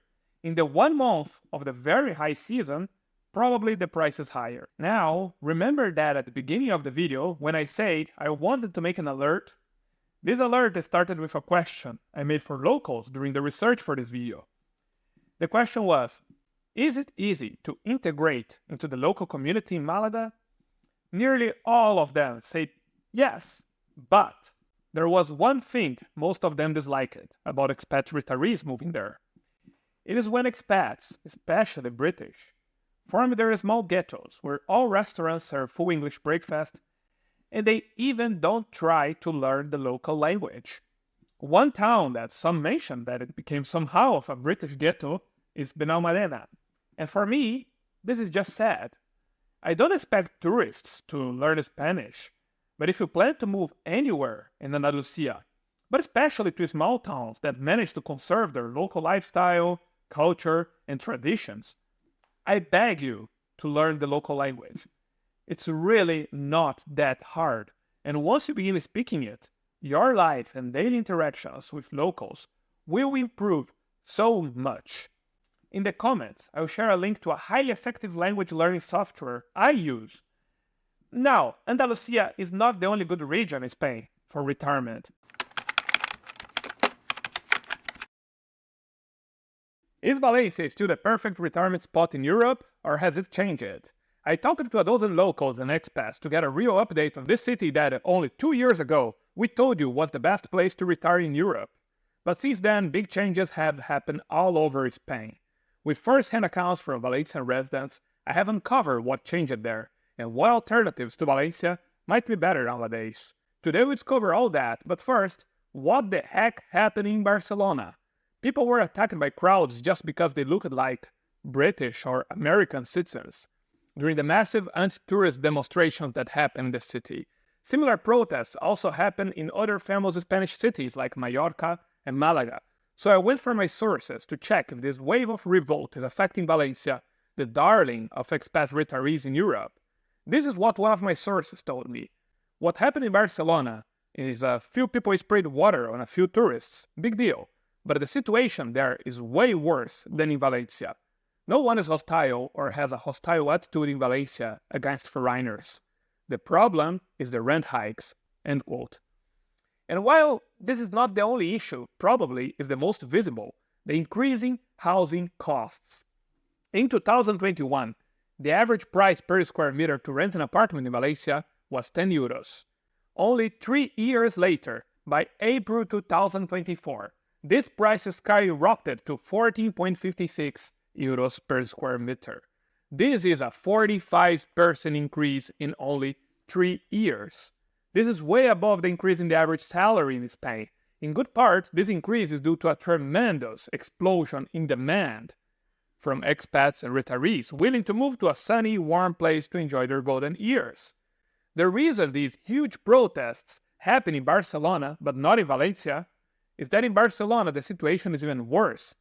Entire districts of the city are completely taken over by Airbnbs, displacing locals and inflating the prices. Nowadays, in almost half of the city districts, you will need to spend more than 20 euros per square meter to rent an apartment. So, did this price inflation make Valencia too expensive? Is it still worth to move there for retirement? Let's compare the cost of living in Valencia with Tampa, in Florida, one of the favorite cities for Americans to retire to. When we made our video about Valencia almost 3 years ago, the city was way cheaper than Tampa. Right now, it's still 35% cheaper. Not impressive, but it's still a considerable difference. Would I move abroad just to save 35% of my income? Not sure. But soon I will show you some alternatives to Valencia where we'll save much more than that, so keep watching. Back to our comparison, the average rent in Tampa is $1,680 per month, which is around 1,480 euros.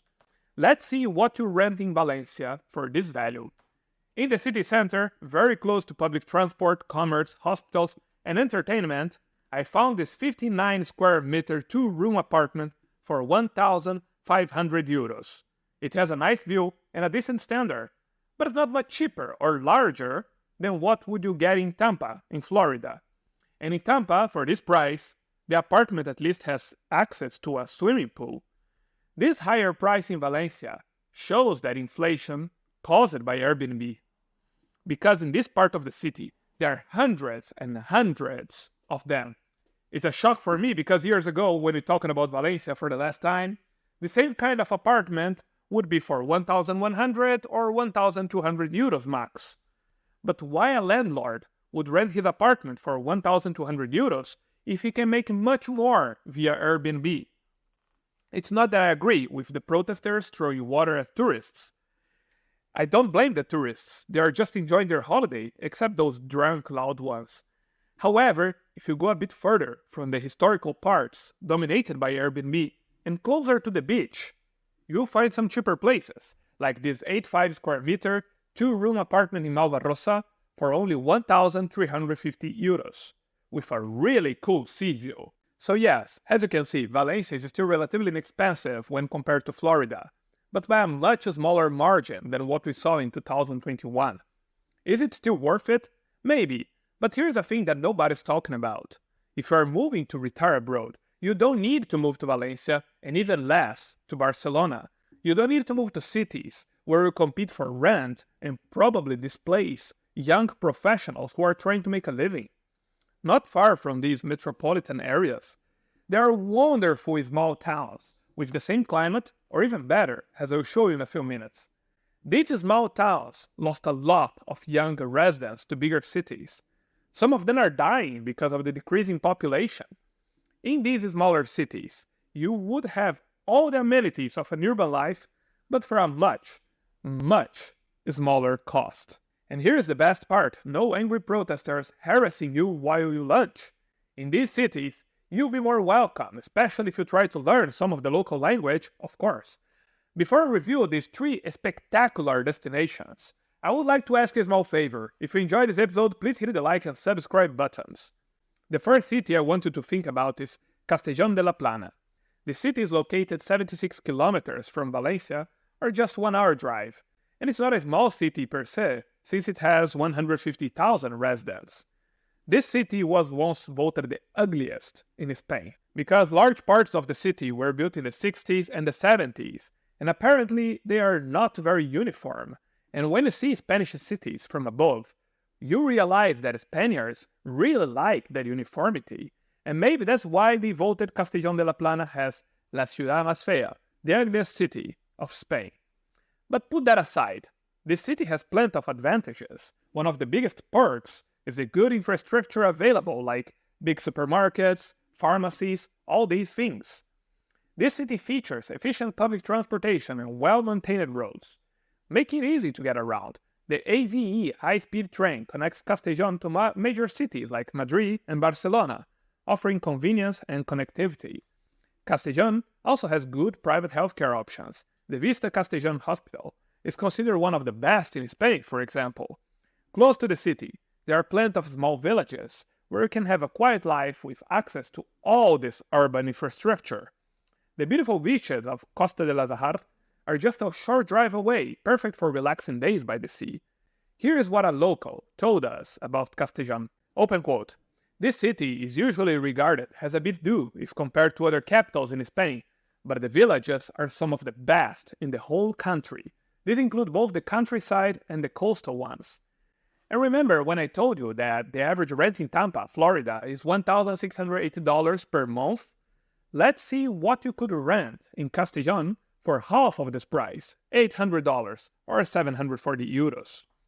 For only $686, you can rent this 3-bedroom apartment with 93 square meters, already furnished.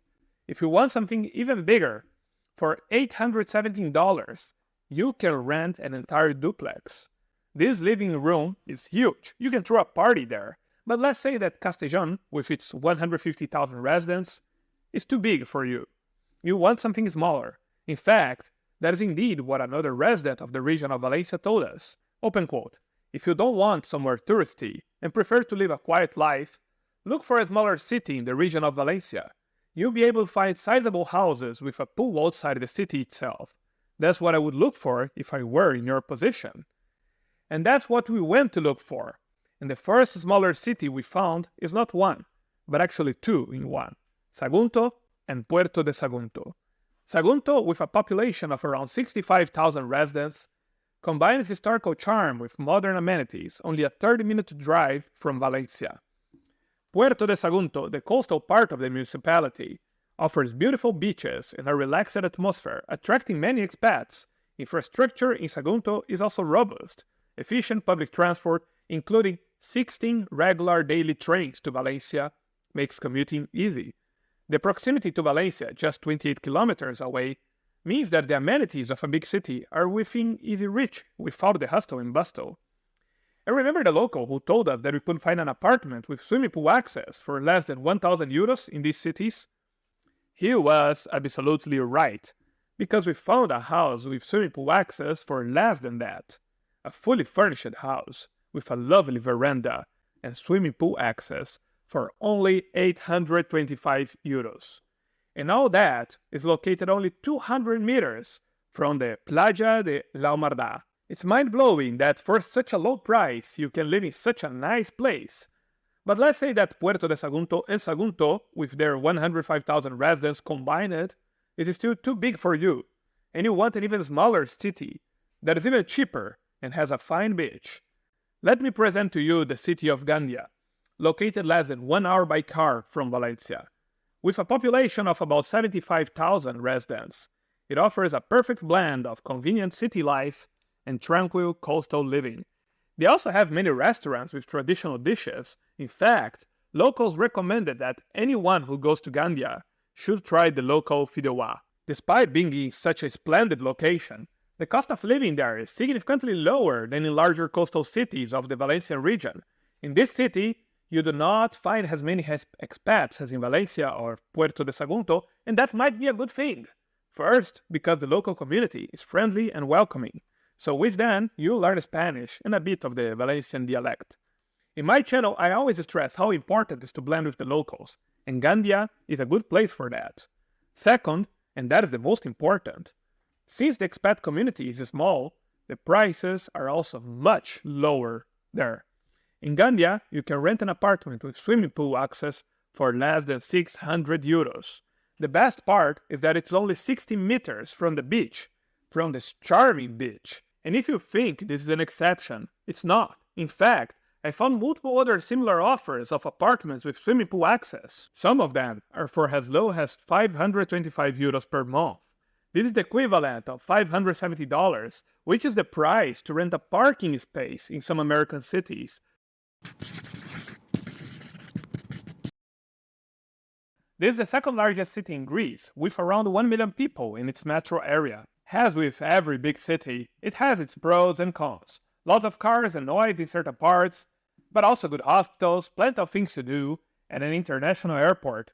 One good characteristic of Thessaloniki is that it's considerably cheaper and safer than Athens.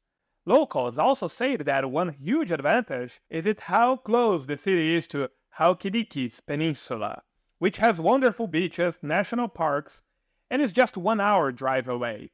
The best neighborhoods of Thessaloniki for an expat, according to locals, are Calabria, a city by itself, Sofuli, and Tumba. However, one local alerted us that Tumba might be chaotic before and after football games. This is what a local told us about the city. Open quote, Thessaloniki is the way to go. Beautiful, popular, easy to walk around, inexpensive, great people. End quote. Well, let's check what we can afford in Thessaloniki with 1/3 of the rent of a studio in Boston. This means $970 or less than 900 euros. We found this waterfront apartment with 105 square meters and 3 bedrooms and this majestic view for only 700 euros, $770 per month. In Boston, for a 3-bedroom apartment, you would pay $5,800. And in Boston, you would not have that view or that weather, or easy access to Tarasa Malata. Here you have all that for $770 per month. But there is a city that ranks even higher than Thessaloniki for expatriates. It is Kalamata, in the Peloponnese region. It's smaller, with around 70,000 residents, but with this size, you have most of the benefits of a city without the chaos and high prices. This is what a local told us. Open quote. I think it's hard to beat Kalamata as a value proposition for remote work, and it's only 2.5 hours from Athens by car. End quote. By the way, if you're a fan of olives like me, know that this city has some of the best in the world. So what a person can rent in Kalamata for less than 900 euros. First of all, 900 euros is too much for Kalamata. You simply not need to spend all that. An apartment with 2 bedrooms with a stunning view of the Messenian Gulf costs only 500 euros per month, $550. In Boston, a parking spot can cost more than that. And talking about views, let's talk about a place that nearly 1 in every 2 locals told us it's a good place to retire in Greece, Crete. But Crete is a big island, so we focus on a specific city, Chania, a city with 110,000 residents. Chania is a contrast to Heraklion, the capital of Crete, which is larger and not as beautiful. And if we talk about beauty, well, Chania really scores some points on this factor. While at the same time, the driving skills of the local received a fair amount of criticism. This is what a resident told us about the city. Open quote. Hania is super gorgeous, but the whole driving is different. You really have to be careful. End quote. Since the city has more tourist appeal, the prices are a bit higher. Still, there are plenty of good properties under our budget of 900 euros. Check this apartment here. I couldn't believe how good is the location. From the balcony you can see the sea, although this lemon tree is cutting a bit of the view. And this is how close the beach is. The price? 620 euros per month, or just $680. Another city in Crete locals recommended for retirement is Retimno, not far from Hania, but much smaller, with only 34,000 people. Well, before finishing, I want to leave the words of an expat in Greece. He kind of summarized everything. Open quote. Has someone making around $2,000 monthly? I find the food, landscapes, housing at the right price, private healthcare access, social life, and entertainment options in Greece all great. Additionally, most people in Greece speak English better than in many other places.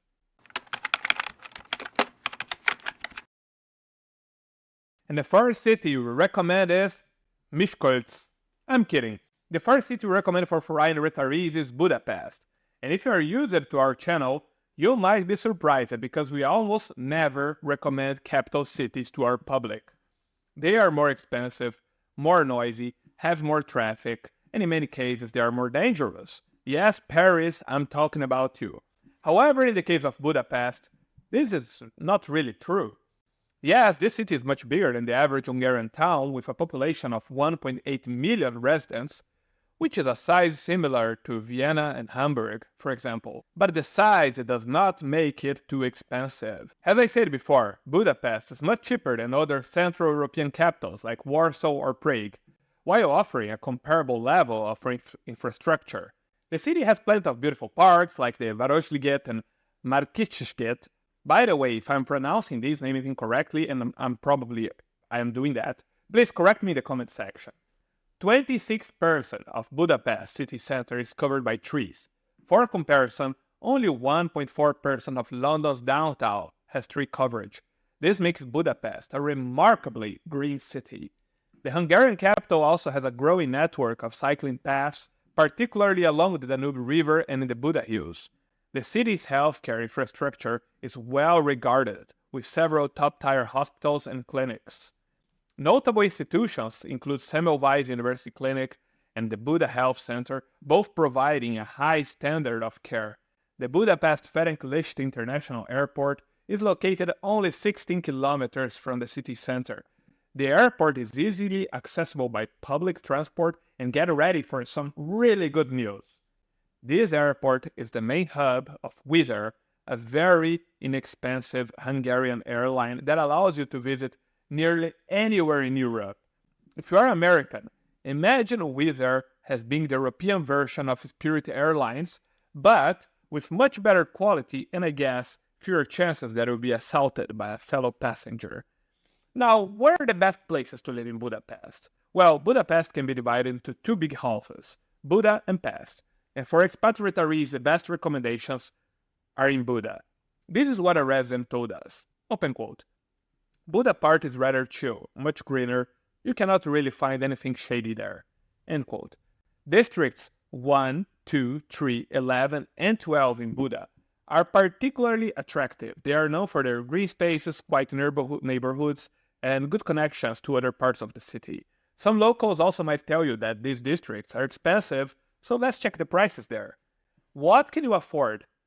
In the best districts of Budapest, for the same value of renting a little studio in Chicago, $1,512, which is the same as 536,000 Hungarian forints. I found this spacious 3-bedroom apartment fully furnished in the first district, in the heart of Buda, just under the castle, and just a short walk from the splendid promenades of the Danube River. The price?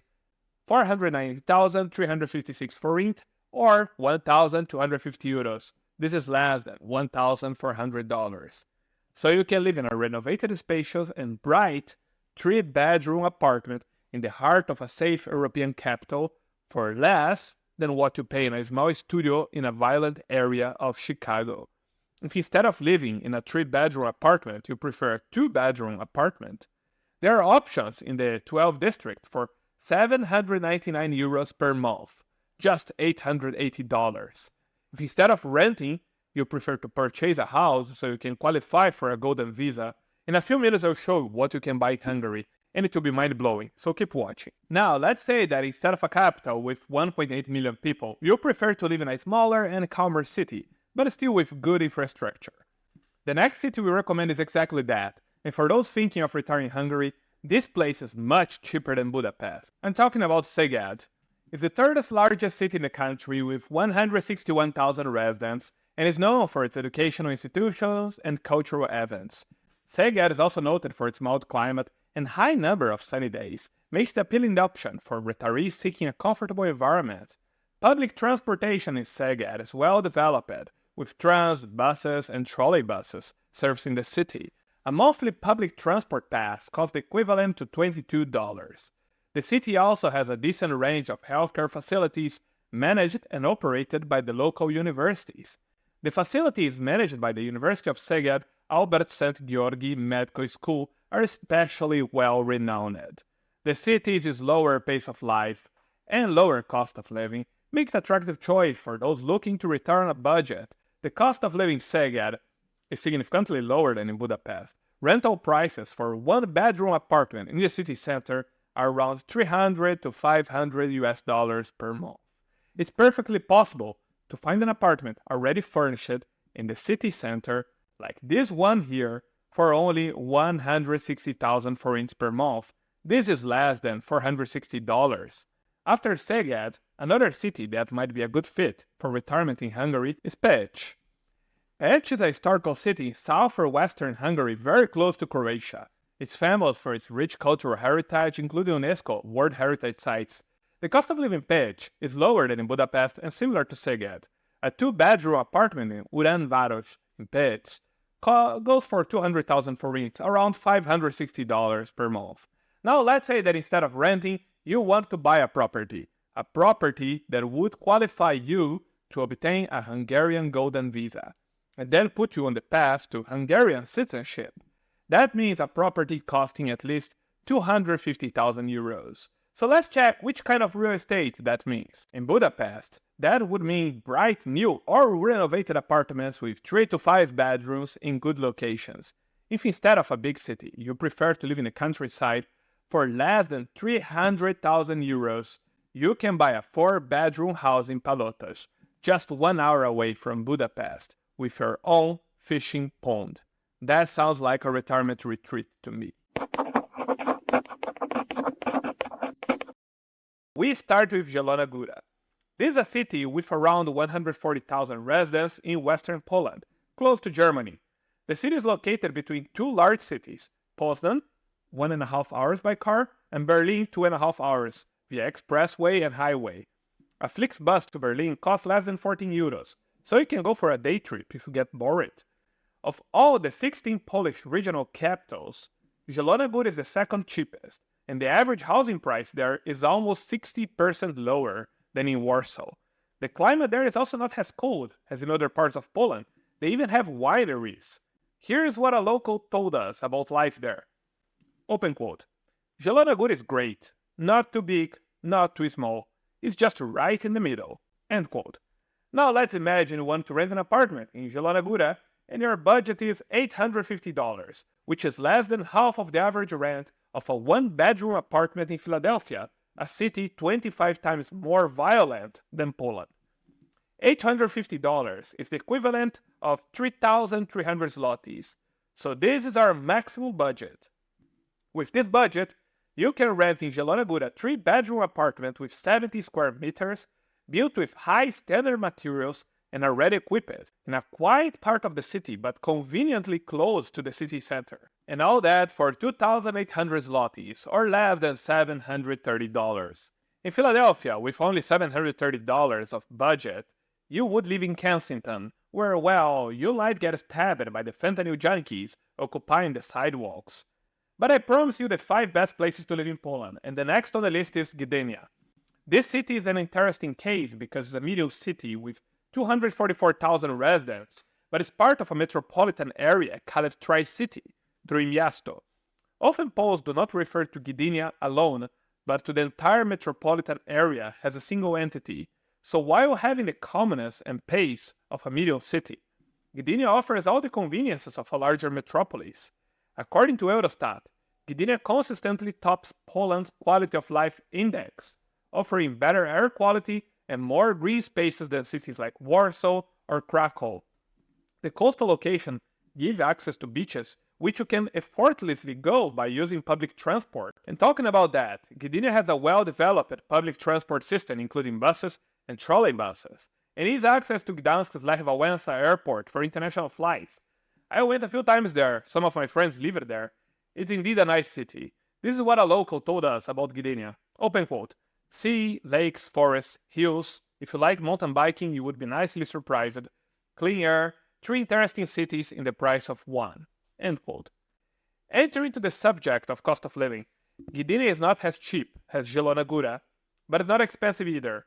For our budget of $850 per month or less, you will easily find plenty of apartments close to the sea, like this one here that is just a short 15-minute walk from the sea promenade and for a mere 1,900 zlotys per month, less than $500. The next city might surprise some Poles. It's Bielsko-Biała. I went to Bielsko-Biała multiple times because it's close to one of my favorite ski resorts in Poland, Kalev. With a population of around 170,000 people, it combines the charm of a smaller city and the convenience of urban life. The city itself is a bit gray, but the nature surrounding is splendid, both in the summer and during the winter. A local told us this about Bielsko-Biała. Open quote. Absolutely the best city to live in Poland. Not too big, not too small, nice views, skiing, and check beer in 25 minutes, driving distance. End quote. And the fact that there are so many parks, ski areas, and other tourist attractions nearby, surprisingly, does not make the city expensive. For less than $600 per month, you can live in a 3-bedroom apartment in a historical building in the center of the city. The 4th and 5th cities that I recommend are Pruszków and Piaseczno. Both cities have less than 70,000 residents, but they are ideal for those who want to live close to Warsaw. As I said, Warsaw is very expensive when compared to the rest of Poland. But these 2 smaller cities are connected to the capital by very frequent trains. The prices are super low, and it takes less than 20 minutes to arrive to Warsaw downtown. Here is what a resident of one of them told us. Open quote. Pruszków is great, about 20 minutes by train to Warsaw and has everything you would expect. End quote. Another good advantage is that these cities are very family-friendly and quite calm despite being so close to Warsaw. Remember the palace I showed at the very beginning of this video? The one with 450 square meters, almost 5,000 square feet, that cost 9,000 zlotys to rent or $2,300. So it costs 35% less than an apartment in Boston. One could think that such a gem is far from any city in Poland, in the middle of nowhere, but it's just on the outskirts of Piaseczno, less than 24 kilometers from the center of Warsaw. We start our list with the 3rd best city for anyone considering retirement in Romania, Oradea. The first thing you notice about the city of 183,000 residents is that it's one of the westernmost cities of Romania, just 6 kilometers from the border with Hungary. And this is a positive thing for a few reasons. As I mentioned before, the most developed part of Romania is the west. Second, Oradea is well connected to many European capitals. It's closer to Budapest, Vienna, Belgrade, and Bratislava than it is to Bucharest. Even Krakow in Poland, a city with so many nice things to do, is closer to Oradea than Bucharest. This has many advantages. One of that is that Oradea is closer to major airports like the Budapest Ferenc Liszt International Airport, which is a hub for Wizz Air, a budget airline that can fly you to nearly anywhere in Europe. The second advantage of such a privileged location is that Oradea received a considerable amount of funds from the EU, and the city improved considerably in terms of infrastructure. The city is also home to some modern hospitals, including Spitalul Clinic Județean de Urgenție Oradea and Spitalul Pelican. Maybe I'm pronouncing some words incorrectly here. Oradea is also known for its abundance of parks and green spaces such as Parcul Baucescu. And there are many Baroque and Art Nouveau buildings from the times of the Austro-Hungarian Empire which are very pleasant for the eyes. This is what a local told us about the city. Open quote, Oradea is a clean city with no traffic and receiving high youth funding. Generally good people, but you have to open yourself to them first. There are a few events there too, but nothing major. If you like quiet, clean cities, I highly recommend it. End quote. In terms of the cost of living, the city is 16% cheaper than Bucharest. Let's see what you can rent in Oradea for the same price as a tiny studio in Philadelphia, $1,401 per month. Well, for less than that, just 1,000 euros or $1,110, you can live in a very luxurious apartment with 120 square meters. If you want something less fancy, for $500 you can rent a fully furnished 2-bedroom apartment. The second city I would recommend for anyone planning to move or retire in Romania is Sibiu. It's a city with 134,000 residents located in Transylvania. It has a pretty well-conserved old town with landmarks such as the Brukenthal National Museum and the Council Tower. It is also a very calm city. Despite having a mid-size and well over 100,000 people, it feels smaller. A personal story is that when I first arrived in Sibiu, it was around 10 in the night on a weekday. I wanted to go out at night to eat something, but everything was closing or already closed. The best I could find was a convenience store, so I bought a sandwich, and that was my dinner. That kind of correlates with what people say about the city. The quality of life is good, the prices are affordable, the infrastructure is decent, and it has nearly everything you need. But it still is as calm as a small city. This is what a resident told us about the city. Open quote, Sibiu is the best. Pedestrian-friendly, bike-friendly, foreigner-friendly, the food is better, and the people are nicer, compared to the other options. It is, however, boring for nightlife. End quote. The cost of living in Sibiu is 19.3% lower than in Bucharest, while rents are 33% lower on average. With only 500 euros, or $550, you can rent a large 3-room apartment with 100 square meters. And now it's time for the best city to retire in Romania. Just a reminder that this ranking was made based on personal experiences from residents, but also multiple sources. You can access all the sources by subscribing to my Patreon. Tier 2 members get my 3 best-selling books on living overseas, while Tier 3 get a one-on-one call to discuss plans to move abroad. But hurry, this offer is limited to the first 20 subscribers. So head now to patreon.com/the_expat to join. And finally, the best city to retire in Romania is Brașov. If you watched our video about the best cities in Europe for remote workers, you are already familiar with Brașov. Brașov is a bit bigger than the 2 previous cities, with almost 240,000 people. Of all the cities I have been to in Romania, it's my favorite.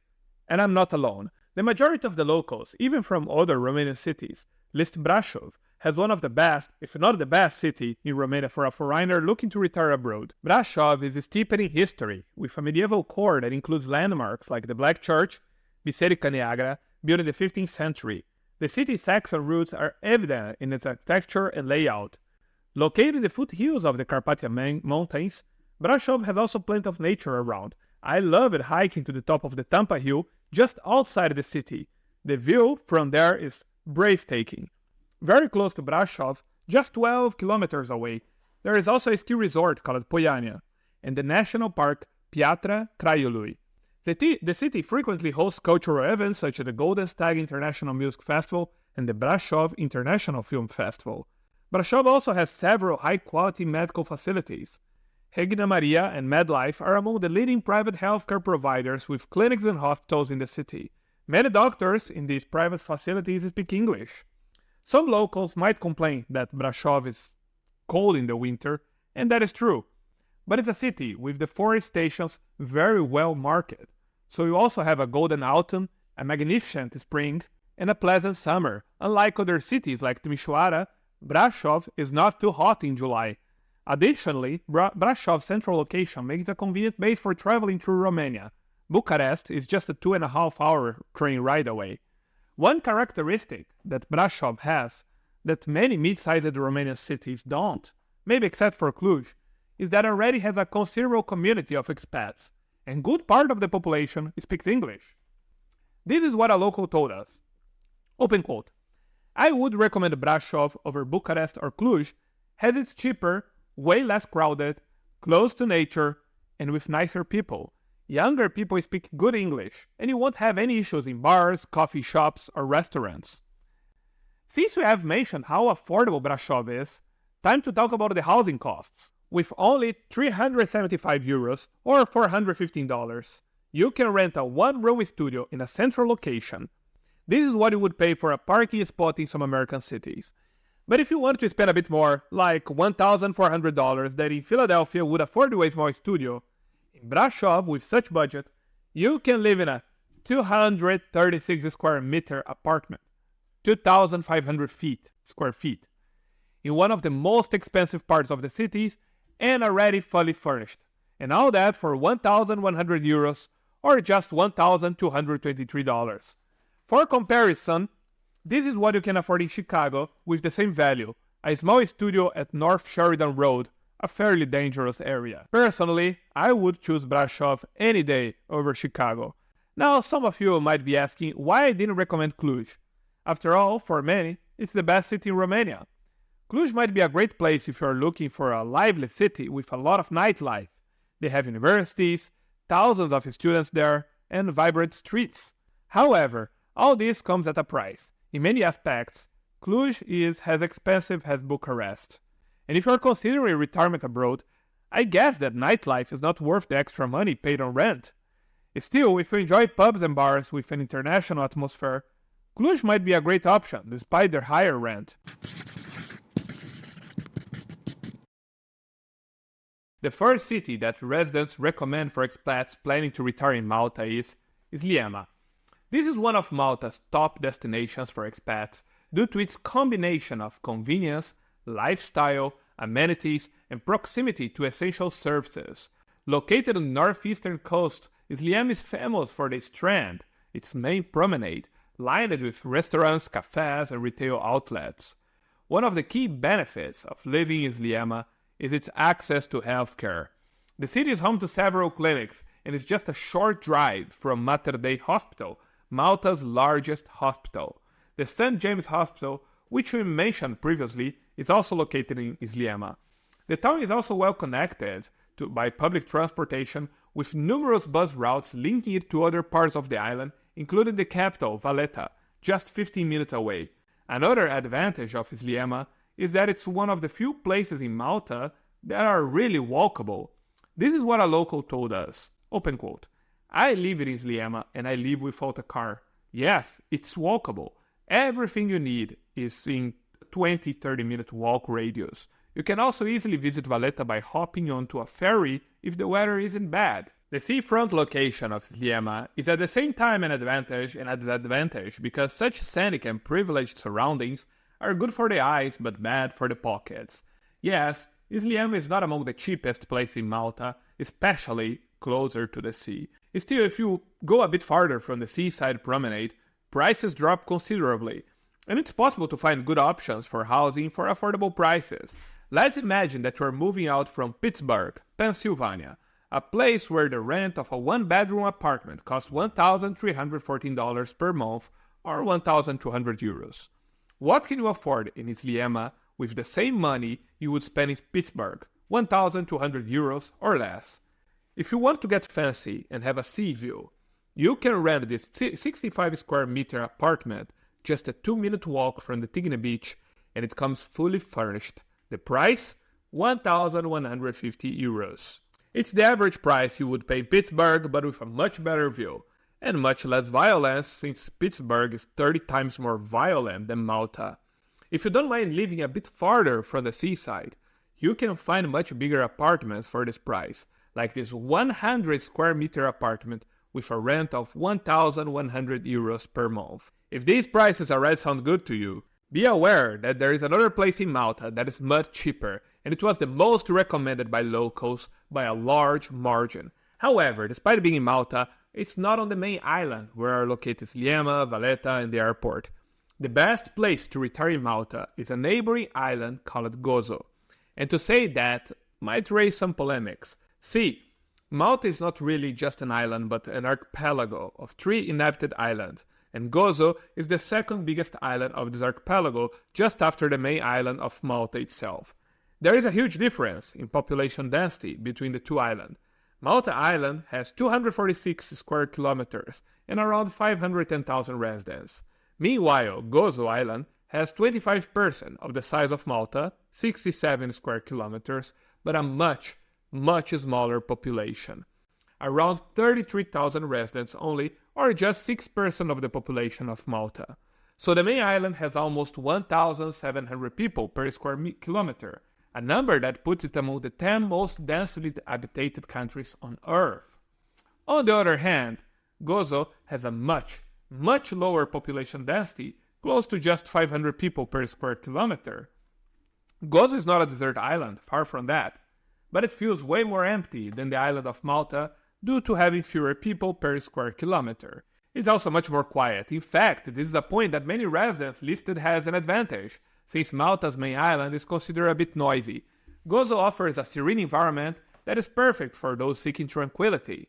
Meanwhile, on the downside, people who move to Gozo tend to feel not very welcome by some of the locals, called Gozitans. This is what a resident told us. Open quote, "I am Maltese from the main island, and my husband is Irish, and we moved to Gozo. The quiet is by and far the best thing about Gozo for us, as we moved to get some sense of peace and quiet that we're missing. We've had some trouble with some Gozitans being rude, but we also have met some really good people here. Like any place, it's luck of the draw." End quote. Another advantage of Gozo is the lower requirement to qualify for Maltese residence through the Global Residence Program. In Malta's main island, you would need to buy a property valued at least 275,000 euros. In Gozo, this threshold is smaller, 250,000 euros. If you need to visit the capital for any reason, Gozo is well connected to Malta via a regular ferry service. The ferry has on average 16 departures per day, and the trip between the island just takes 45 minutes.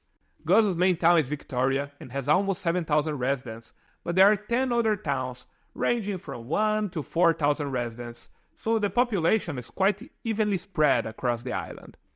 One of Gozo's key benefits is affordable cost of living. Rent and property prices in Gozo can be 30 to 40% cheaper than in areas like Sliema or Valletta. With the same 1,200 euro budget we used to search for rent in Sliema, you would be amazed at what you can find in Gozo. For 1,000 euros, you can rent a 3-bedroom apartment in a seafront location, fully air-conditioned, and with 2 ample balconies in case you decide to sunbathe. Going a bit into the countryside of the island, to a village called Munchar, you can rent a beautiful, recently restored townhouse meters away from the village square for just 800 euros per month. Now let's say you want to live in Malta using the Maltese Global Residence Program and enjoy all the low taxes and other benefits we listed before. For this purpose, you must buy a property costing at least 250,000 euros. So what can we find in Gozo for this price? If you want to live just in front of the sea, this 120 square meter 3-bedroom apartment in the town of Jabuk delivers you exactly that for 300,000 euros. The second example is this 3-bedroom apartment in one of the most beautiful villages of Gozo, Heinzjelen. It's even bigger, with 150 square meters, more than 1,600 square feet. It has 2 balconies and is fully air-conditioned. And all that for just 275,000 euros. This is the equivalent of $300,000. So this apartment with a sea view on a scenic Mediterranean island costs the same as a townhouse halfway from Chicago to Gary, Indiana. I leave the choice between these two for you. The first city is Limassol, which was the most mentioned name when I asked residents in Cyprus what is the best city on the island. Located on Cyprus' southward coast, Limassol is the country's second largest city, just after Nicosia. While the city itself has around 110,000 residents, the urban area has close to 200,000 people.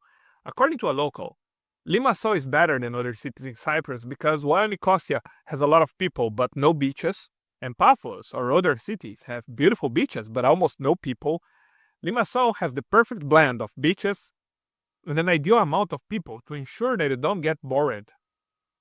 So according to residents, it's a very balanced city. Another positive side of Limassol is its large expatriate community, and the city's infrastructure caters well to an international population. Medical facilities are top-notch, with both private and public options available. And many healthcare providers speak English, by the way. The marina is a centerpiece of the city, with luxury yachts, waterfront cafes, and shops lining the harbor. Limassol is considered one of the 100 best cities in the world in terms of quality of living, according to the Mercer's Quality of Living ranking. However, all that comes at a price. When we asked one of the locals what is the best city in Cyprus for expats, he told us that. Open quote. Limassol is the best, but it's ridiculously expensive. End quote. Another local gave us a more complete description of the city. Open quote. Limassol has quite friendly and outgoing people who enjoy life. Plenty of restaurants, not always expensive. Nightlife is good and for all tastes of music. Has a very nice promenade and a nice vibe as a city. Until 5-10 years ago, I would say Limassol was the best by far, but I can't say that is the best anymore because of the ridiculously high cost of living. End quote. It's natural that locals will find Limassol expensive, since it's even more expensive than the capital, Nicosia. But it's important to remember that Cyprus is not an expensive country, and when we compare the most expensive city Cyprus to other cities in Europe or North America, we see that Limassol is not that expensive. For example, life there is 31% cheaper than in Fort Lauderdale, Florida, or 26% cheaper than in Brighton, England. Needless to say that Limassol is not only cheaper, but also has much better weather in this case. Remember that by buying property of at least 300,000 euros, the Cypriot government provides you with a golden visa and after 8 years, citizenship. In Limassol, for a price close to that, you can buy this large 170 square meter apartment at just a walking distance from the marina. If you prefer to rent, there you can find a 65 square meter apartment with a spectacular view located just 50 meters from the seaside and already fully furnished for just 1,350 euros per month, which means something around $1,450. This is far less than the average rent in Chicago, for example.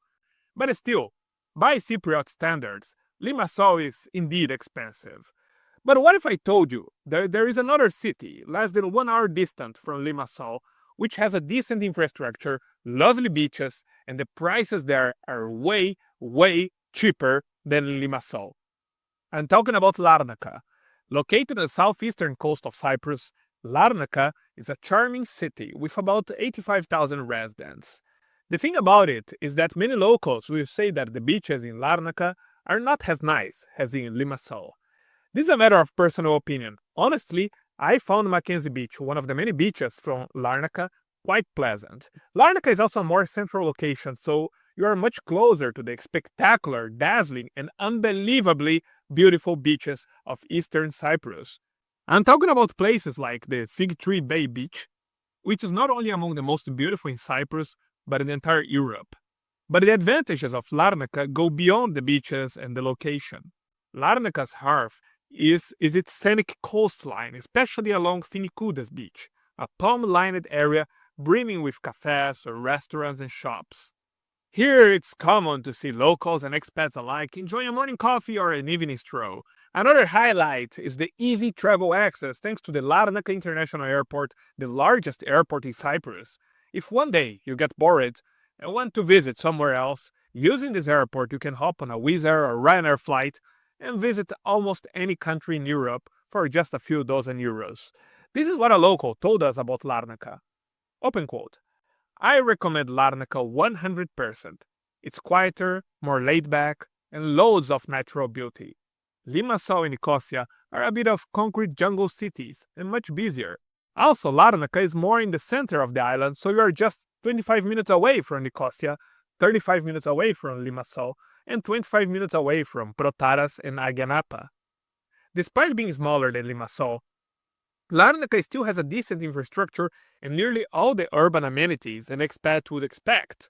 In terms of healthcare, the Larnaca General Hospital is the primary public hospital there, but there is also the San Rafael, a well-known private hospital with modern facilities. There is a large shopping mall, the Metropolis Mall, with over 100 stores, including international brands like Zara and Marks & Spencer, and many restaurants and cafes. And again, it's my personal opinion, but I find the public bus network in Larnaca quite decent. I never had any issue other than punctuality, and the ticket costs only 2.4 euros. In Larnaca, you can easily rent an 85 square meter apartment with a sea view for just 850 euros per month. This is less than $920. If you prefer to buy a property of at least 300,000 euros to win a Cyprus Golden Visa, in Larnaca you can find some really interesting opportunities, like this 145 square meter maisonette located just 230 meters from the sea, and with swimming pool access just for 320,000 euros. So this is Limerick. Located in the west of Ireland, Limerick is the third largest city in the country, with a population of about 102,000 people. This city is way cheaper than Dublin, and also offers a very good quality of life. Limerick has a well-developed transportation system. Bus 8M operates regular bus services through the city and to nearby towns with frequent routes. The cost of a monthly bus pass in Limerick is around 60 euros. In Dublin, it's almost the double. Limerick is also close to Shannon Airport, just 25 minutes away by car, and this airport offers flights to major destinations, including the US and the UK. The city is located just 2 hours from Dublin, by train or car, and the road from Dublin to Limerick is the M7 motorway, one of the best in the country. The city also has a respectable healthcare infrastructure for its size. The University Hospital Limerick is the main healthcare provider and the largest hospital in the Midwest region, serving over 400,000 people in the surrounding counties. While not being a big city, Limerick also has all the urban amenities one could expect, like multiple supermarkets from Tesco to Aldi, or the local department shop Dunes store. If you enjoy spending time outside, and I hope you do, Limerick offers many green spaces and walking trails. The People's Park in the city center is a large public park with gardens, a playground, and walking paths. The Shannon River Walk provides scenic views and is a favorite spot for local runners. A tip from a resident is to try the new Cossack Olympic Trail. And remember when I say that lately, certain crime is increasing in Dublin? Well, here is another strong point of Limerick. It's safer. According to the Travel Safe Abroad database, Limerick is the safest among the major Irish cities. And that is curious because Limerick got a bad rap during the early 2000s because it was a crime hotspot, but those days are long gone. This is what a local told us about the city. Open quote. Like any city of significant size, Limerick has some bad areas. But I will argue that some parts of Dublin are more dangerous than Limerick will ever be. It's big enough that there is always something interesting going on, but not too big it feels overcrowded and impersonal. I found people genuinely nice, welcoming, and down to earth. It's a more authentic piece of Ireland than Dublin or Galway. End quote. The biggest advantage of all, however, is the cost of living. Limerick is much cheaper than Dublin in all aspects. Eating out is cheaper, a beer at the nearby pub is cheaper, but most of all, housing is much cheaper. Just pause here for a second and take a look at those numbers. They are the average house prices in 2024. Let's compare what you can rent for 2,000 euros or less in each city. In the central part of Dublin, with this budget of 2,000 euros per month, you will not find much, but you can rent a one-bedroom apartment with a tiny kitchen. Now let's check Limerick and see what you can get for the same 2,000 euros. There, with the same budget, you can rent an elegant two-bedroom apartment with a nice and cozy fireplace and a spacious kitchen. So what would you choose? I mean, I know that Ireland's not the cheapest place in Europe, but let's admit, it has its charms, despite the weather.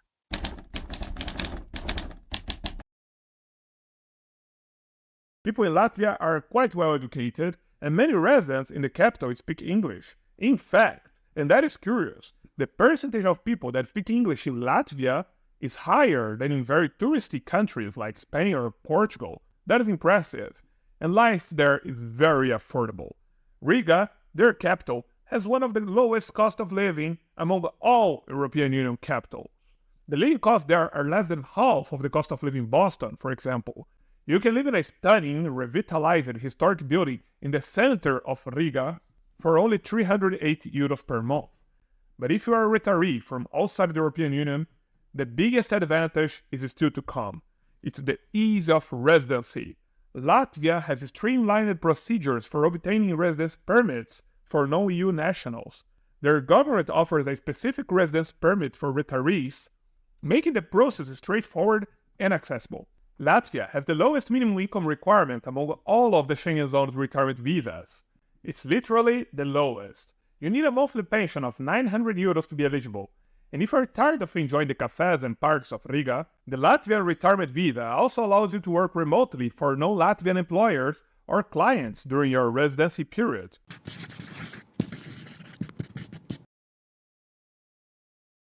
So the first city I want to tell you about is Stirling. Located in central Scotland, Stirling serves as a bridge between the lowlands and the highlands.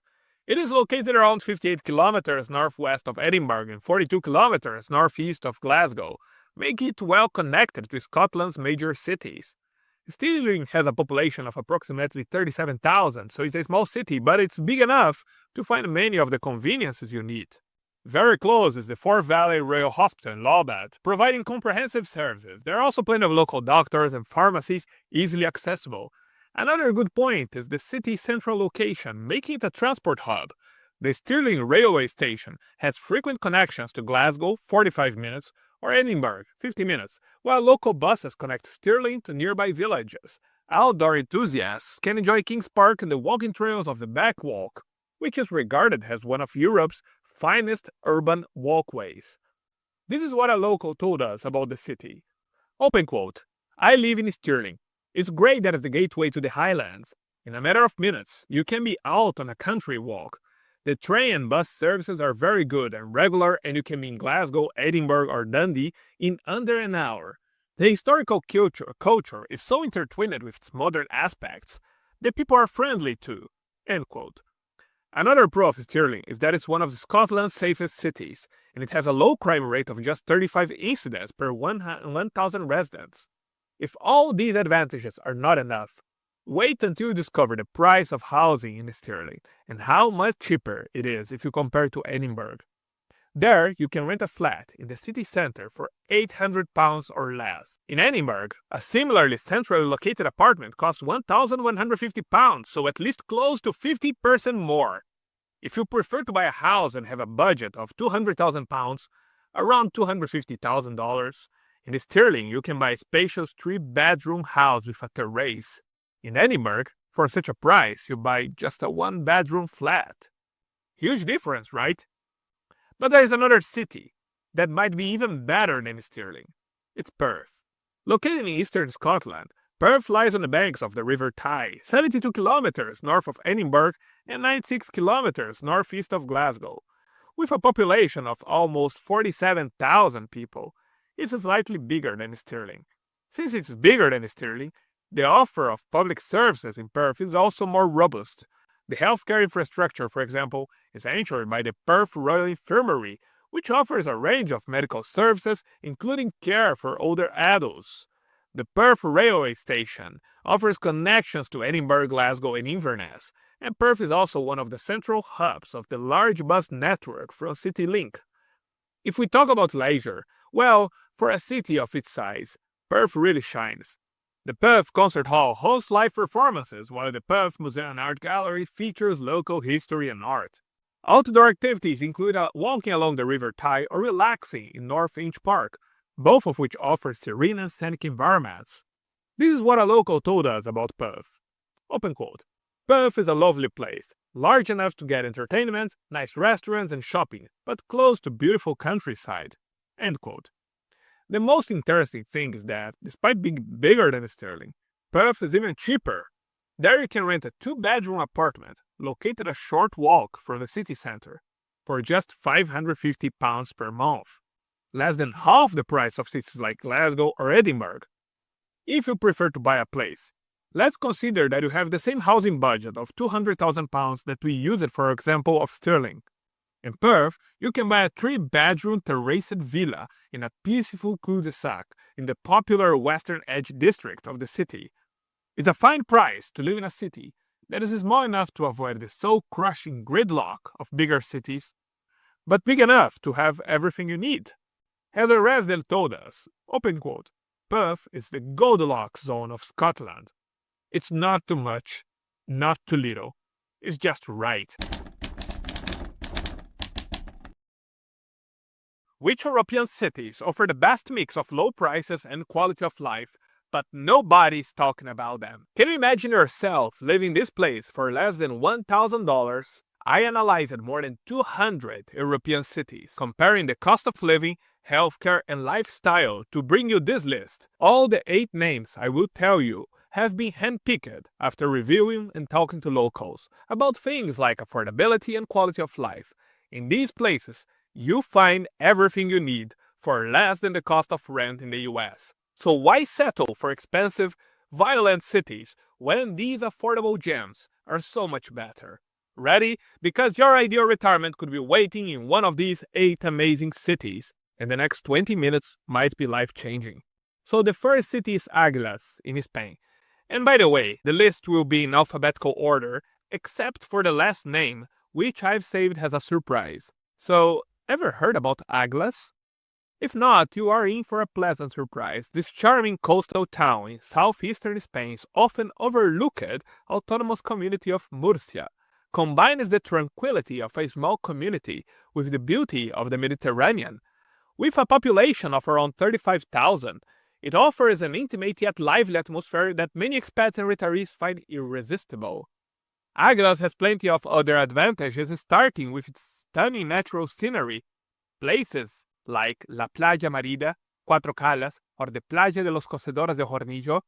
We are talking about wonderful beaches, a warm summer, a mild winter, and a relaxed pace of life that makes each day feel like a retreat.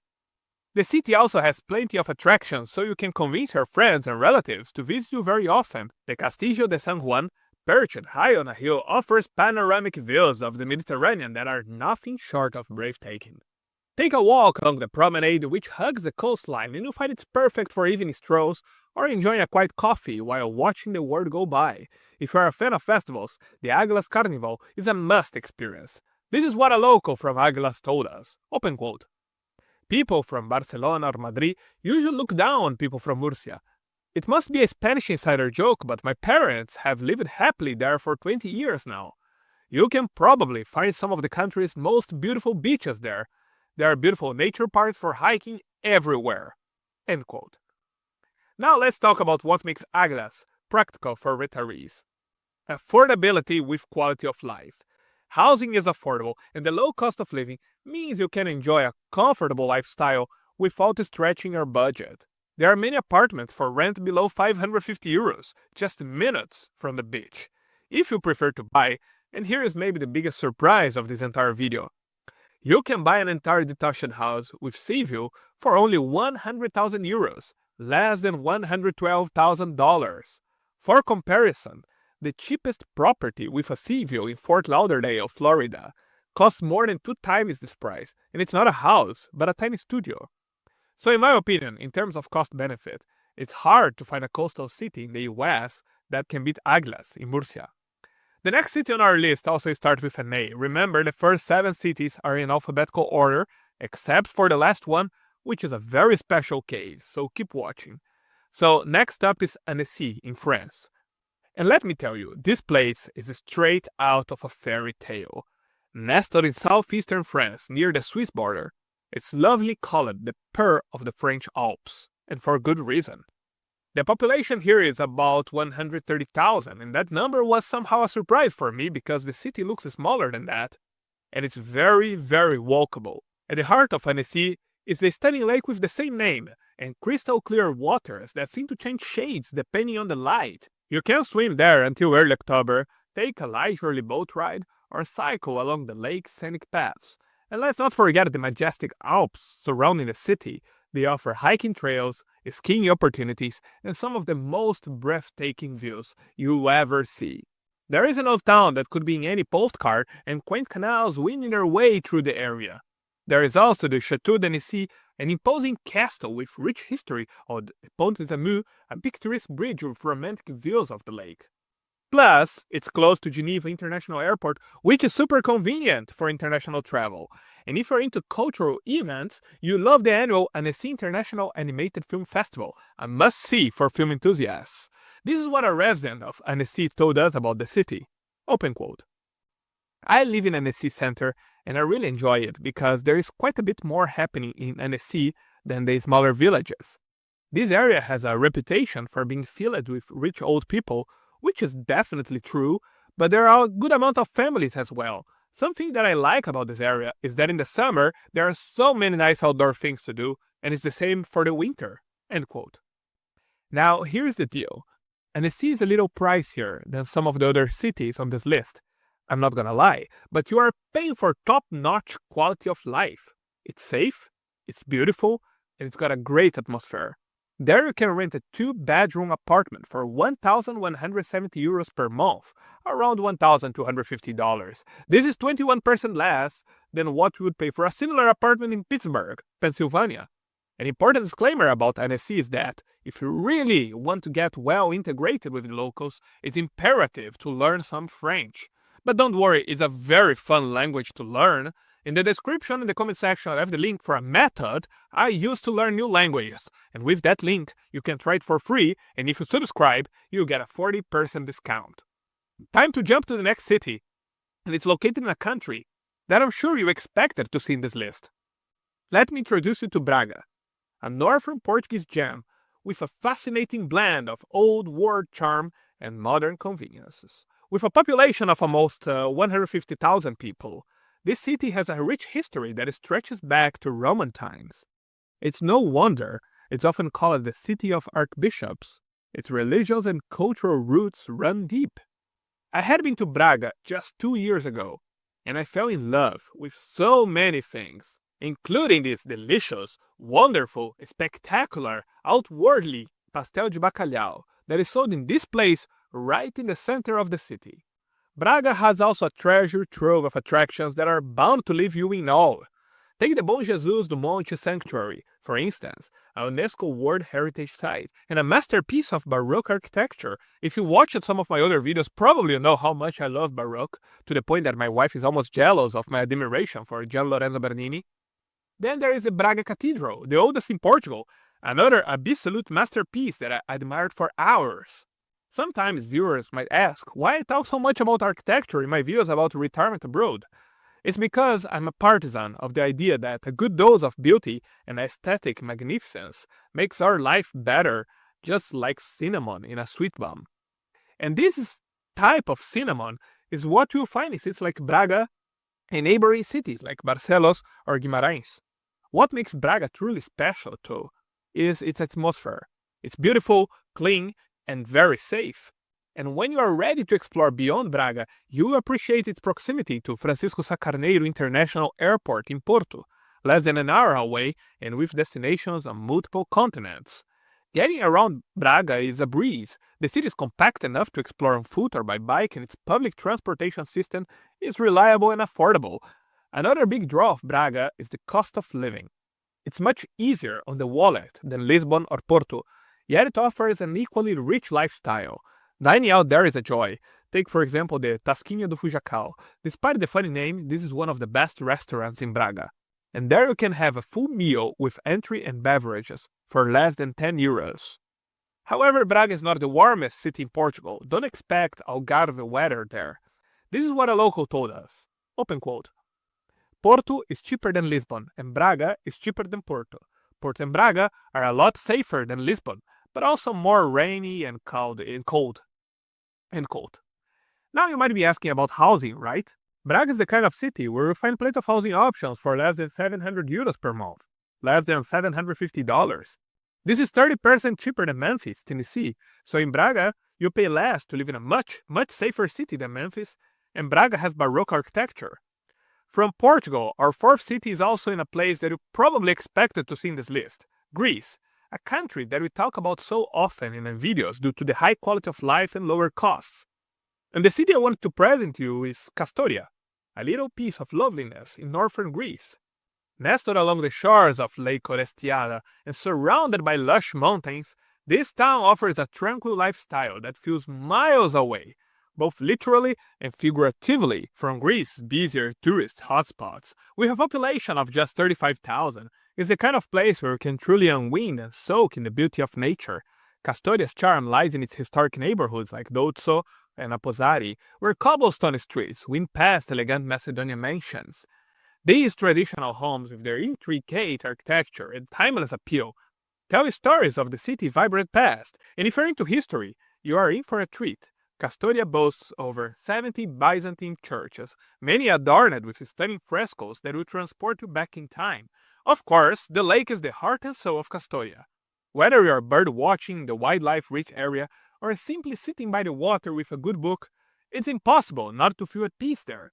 The city is well connected by road, and it's only about a 2-hour drive to Thessaloniki, Greece's second largest city. From there, Thessaloniki Airport offers flights to major European destinations, so you are never too far from your next adventure. I made an entire video about how Thessaloniki is one of the best cities in Greece for expatriates. But if you're looking for affordable living, Castoria won't disappoint. It's among the cheapest cities in this list. Housing is budget-friendly, and the overall cost of living is modest compared to larger Greek cities. You can rent entire 3-bedroom apartments for 350 euros or less. This apartment, for example, is available for 300 euros, less than $320 monthly. This is less than what you would pay for a parking space in Boston in the US. Such a low price for such spectacular views sounds almost unbelievable. And since we are talking about beautiful views, the 50th city in our list delivers just that. Ljubljana, Slovenia. Imagine a capital city that doesn't feel overwhelming, noisy, and excessively accelerated, but instead feels like a nice neighborhood. That is Ljubljana for you. With a population of around 285,000 people, Ljubljana somehow manages to combine the energy of a capital with the friendliness and charm of a small town. It got it all. Stunning architecture, you know what I'm talking about by now. Plenty of green spaces, good infrastructure, and walkability, all without the stress and chaos you would expect in a big city. One of Ljubljana's biggest draws is its pedestrian-friendly Old Town, a car-free haven where you can wander to your heart's content. When I was there, I also enjoyed their cevapi, but I suspect the cooks were Bosnians actually. Anyway, try the cevapi, it's good. Running through the heart of Ljubljana is the Ljubljanica River, which adds to the city's laid-back vibe. Its picturesque banks are lined with cozy cafes and restaurants where you can enjoy everything from a morning espresso to a leisurely dinner under twinkling lights.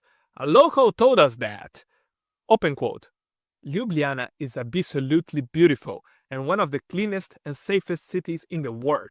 A lot of great dining options and a sort of laid-back but very diverse nightlife and many cultural options. The level of spoken English is among the highest in the EU, and people are not as open and joyful as in Southern Europe, but are in general very hospitable and helpful as long as you are respectful. End quote. And let's not forget, Ljubljana is one of the greenest capitals in Europe, which means you are never too far from nature.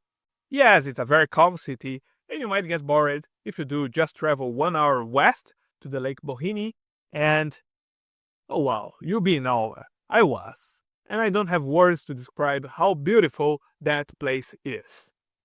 Now let's talk practicalities. Living in Ljubljana won't break the bank. Its cost of living is noticeably lower than many Western European capitals, although it's more expensive than other capitals from former Yugoslavia like Belgrade, Podgorica, or Sarajevo. A 2-bedroom apartment like this one is from 800 to 900 euros per month. Ljubljana, however, is not for those who want mild winters. It can get cold, but if you prefer mild winters or even warm winters, the next city on this list is the perfect place for you. Las Palmas de Gran Canaria in Spain, the vibrant heart of the Canary Islands, and it's a perfect place for those who hate VAT taxes. More about it in a few minutes. With a population of around 380,000 people, it's the largest city in Gran Canaria and offers a little bit of everything. From the vibrant energy of a bustling city to the tranquility of the sun-soaked seaside, Las Palmas has a unique charm that makes it an excellent choice for retirement. And just wait until you hear about this special tax regime. First, let's talk beaches. Because Las Palmas is home to Las Canteras, one of the best urban beaches in Europe, is the kind of place where you can swim or simply take a stroll along its panoramic promenade. But Las Palmas isn't just about the ocean. The city's historic Vegeta district is brimming with colonial-era charm. Another highlight is the stunning Santa Ana Cathedral. Infrastructure is another strength of Las Palmas. In terms of healthcare, it's home to the University Hospital of Gran Canaria, ensuring top-notch healthcare in always within reach. For travel enthusiasts, Gran Canaria Airport is just 20 minutes away, offering flights to a wide range of European destinations. One of the most appealing aspects of returning to Las Palmas is the special tax regime, which offers significant financial advantages to expats. For example, imagine wealth tax. Spain does impose a wealth tax, but the Canary Islands offers generous exemptions. For most retirees, the tax applies only to assets exceeding 700,000 euros, with an additional 300,000 euros exemption for your primary residence. This means a married couple owning a property valued at 1,300,000 euros would likely pay no wealth tax at all. Additionally, the Canary Islands benefit from lower tax rates overall, thanks to their status as a special economic zone (ZEC) within Spain. For example, the general indirect Canary Island tax, the local equivalent of VAT, is only 7% compared to mainland Spain 21% VAT. Owning property in Las Palmas is also appealing thanks to reasonable property taxes. The average Impuesto sobre Bienes Muebles, EBI or property tax, is typically 0.4 to 1.1% of the cadastral value, significantly lower than in many other European cities. This makes Las Palmas not just a sunny retreat but also a smart financial move for retirees.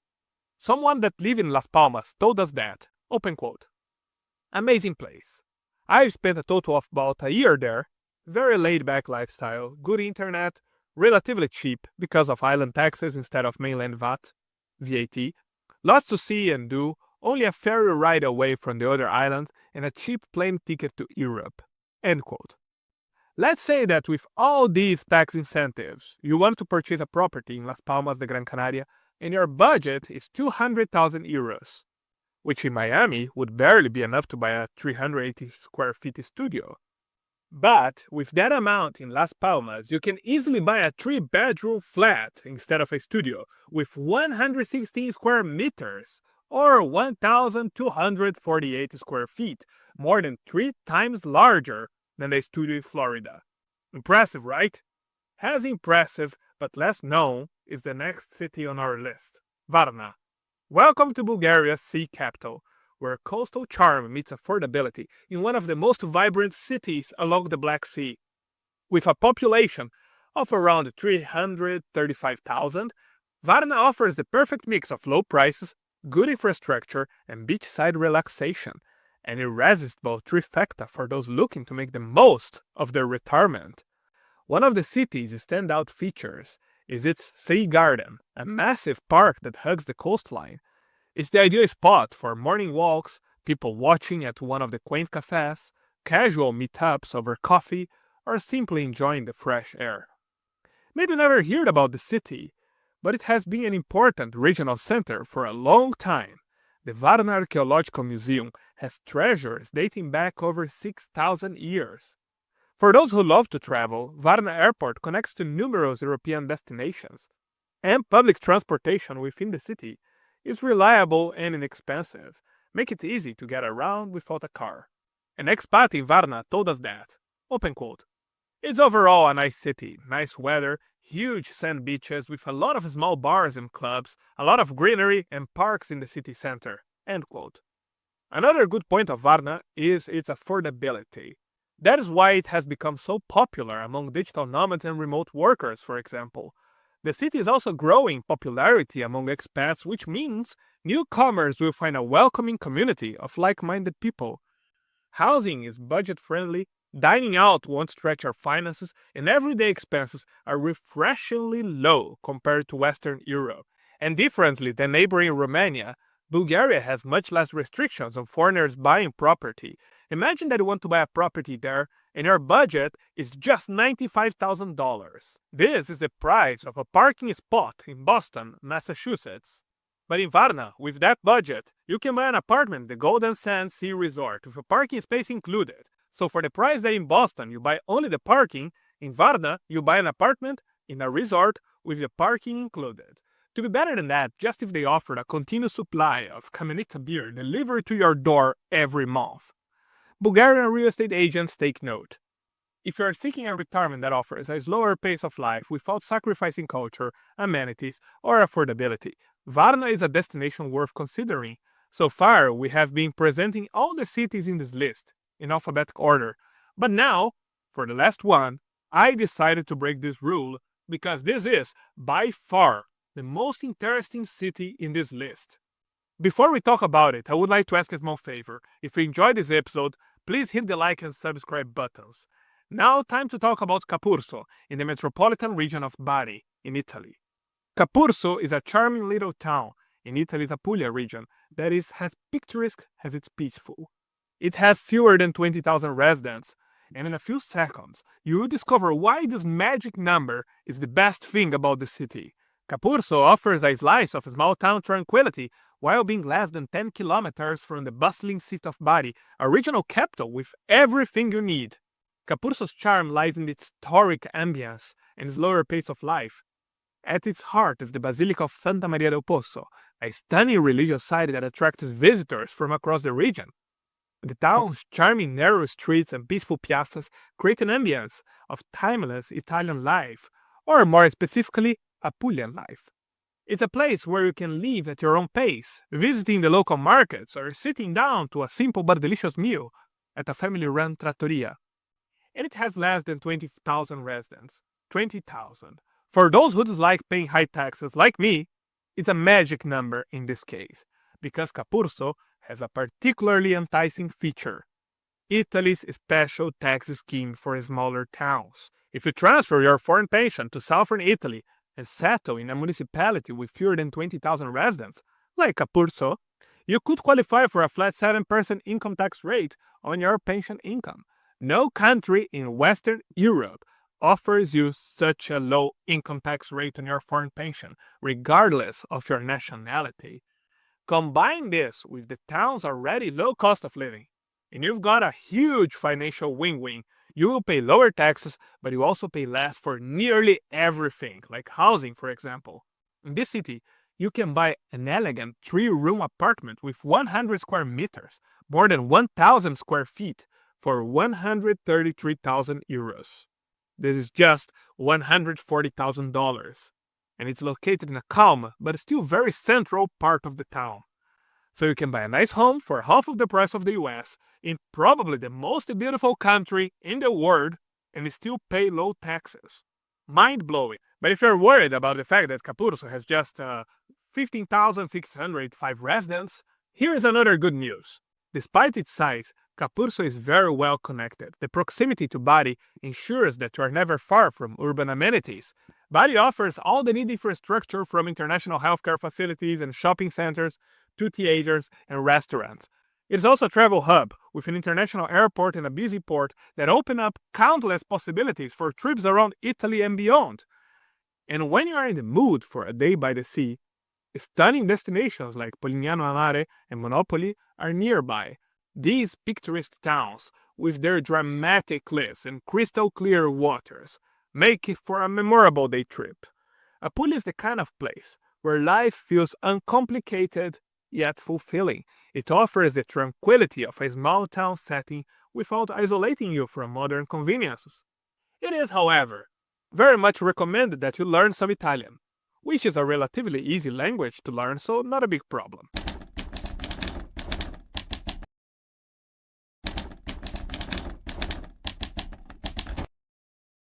What if I told you that you can have a high quality of life in some of the most beautiful places in the world while paying up to 72% less in terms of cost of living? Sounds absurd? Well, it's not. It's actually very, very real. And I saw it myself. But here's a question for you. On a scale of 0 to 10, how much would you like to have all that and also pay lower income taxes? If your answer is anything above 5, keep watching. But a disclaimer, if you love big cities, this video is not for you. For all these benefits, you must forget the hustle of the metropolis. Traffic jams, crime, expensive rent. You don't need that. Nobody does, at least nobody who is going for retirement abroad, because big cities are to work, not to enjoy life at a low cost. Today I'll share the name of 15 cities where you can find kind neighbors, quiet mornings, and prices so small that you check again because it looks like they left off a zero. But these places promise more than just cheaper living.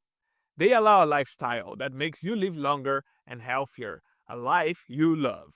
We start with Bagnols-sur-Cèze in France. This is a small town in southern France with around 19,000 residents, surrounded by vineyards that maintain its winemaking traditions. As you probably know from one of the previous videos about France, there are two great advantages of this country. The first is the fact that Americans have a special tax agreement that is extremely beneficial with France, exempting them from income taxes in many cases. The second is that, despite recent criticisms, the French healthcare system is still among the best in Europe. In Bagnols-sur-Cèze, despite its small size, public healthcare is available at the Centre Hospitalier de Bagnols-sur-Cèze.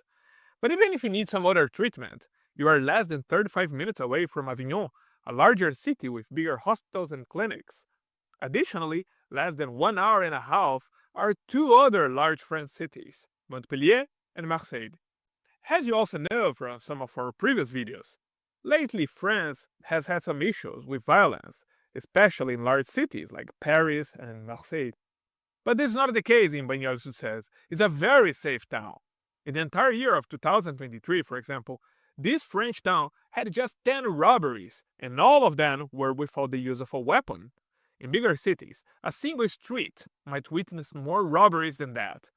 So there is no reason to worry about safety in Bagnols-sur-Cèze. The town is well served by many buses and trains that connect it to Avignon, and from there you can travel to anywhere in France. Despite being a bit more inland, Bagnols-sur-Cèze still has some of the wonderful Mediterranean climate. Average temperatures range from 5 Celsius 41 Fahrenheit in January to 28 Celsius 82 Fahrenheit in July. There are only 250 sunny days each year, and humidity is average 60%, making the climate generally pleasant for outdoor activities. And now the best part, housing is very affordable in this French town, with apartments often rented for under 600 euros a month. You can even find an apartment in the town's central location for 430 euros, just $450 per month. That is an amazing price to live in a city famous for its quietness, safety, and winemaking. From France, we jump to Spain, because this list of the 15 best cities to retire in Europe is ordered alphabetically, not by ranking, except for the last two cities, which are treated separately due to their unique qualities. But to arrive at them, first we need to talk about the next city in our list, Denia. Denia is a coastal town in Spain's Costa Blanca with about 42,000 residents. Costa Blanca is an area that enjoys plenty of sunshine, and the most famous city is probably Alicante. Denia specifically is renowned for its fresh seafood, particularly red prawns. Despite its size, the city hosts one of the best private hospitals in the entire region, the AGLA Hospital San Carlos. They have one of the best reviewed cardiology departments in this part of Spain. Talking about infrastructure, public transport is reliable, at least by Spanish standards, with buses and trains connecting Denia to nearby cities like Benidorm and Alicante. And by now, maybe you think that Denia is a pricey option, since it is close to Benidorm and Alicante, two places that got expensive lately due to the high influx of British expats. However, the living costs are still low in Denia, and it's quite common to find apartments or detached houses for 650 euros per month or less, like this beautiful 2-bedroom flat with a sea view and parking included. Now, one disclaimer here is that we are talking about the Costa Blanca in Spain, and that means summers can be busy with tourists, especially around the beaches. Some supermarkets and restaurants cater more to Brits, which might feel less genuine, and also summers might be very hot, so be aware of that. However, this is one of these places where there is never truly winter. Even during January, the temperature is pleasant during the day, and then you have no crowds of tourists, and the city looks so peaceful. And since we are talking about peaceful cities, the next one, despite being bigger than Denia, is more peaceful year-round. probably due to the absence of drunk British tourists. It's Évora in Portugal. And by the way, if you have been to Évora or to any city on this list, let me know what you think about them in the comment section. The best opinion will win a special gift. This is a historic city in the Portuguese countryside, with about 57,000 inhabitants. Maybe you never heard about Évora, but this city is a UNESCO World Heritage Site, rich in culture and landmarks, including the Capela dos Ossos, a chapel decorated with human bones. It's a very affordable city, with monthly expenses typically below 1,600 euros for everything to live comfortably. In not many European cities, this is possible nowadays. In Évora, the options for renting are a bit limited, but if instead you want to buy a property, this city has plenty of good opportunities, like this lovely 112 square meter apartment for less than 150,000 euros, in a building that looks like those from the city where I was born. And those buildings are made to last, believe me. Public transportation makes traveling to Lisbon easy. Multiple daily trains make the entire trip in just 1 hour and 20 minutes, and it costs just 9 euros. Summer temperatures in Évora can reach well above 30 degrees Celsius. It's known for some to be the hottest city in Portugal. During winter, however, the city has mild weather, averaging 10 degrees Celsius, 50 Fahrenheit. The region where Évora is located, called Alentejo, enjoys over 2,800 hours of sunshine annually, so it has a pleasant climate year-round. And about safety, well, Portugal is one of the safest countries in Europe, the safest continent in the world, so there is nothing to worry about here. In summary, Évora is one of the few cities that offers the calmness of the countryside, but is close enough to a large city like Lisbon for a day trip if you get bored. The next city is very different from Évora. It has a more complicated language than Portuguese, it's also quite windy, and it's on the other side of Europe. Yet, we have some very good reasons to include this city in this list. But before I review it, I would like to ask a small favor. If you enjoyed this episode, please hit the like and subscribe buttons.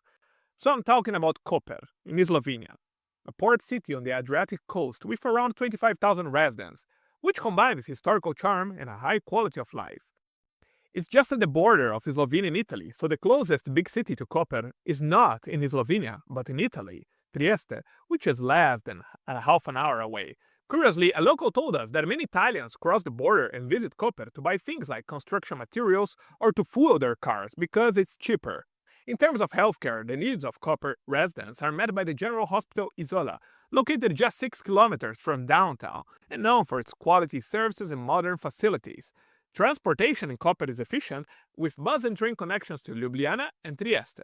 Winters are cooler than typical Mediterranean climates, with average temperatures around 5 degrees 41 Fahrenheit, and summers are mild, averaging 24 Celsius 75 Fahrenheit. The problem is not much the weather, but the wind, because of the famous Bora.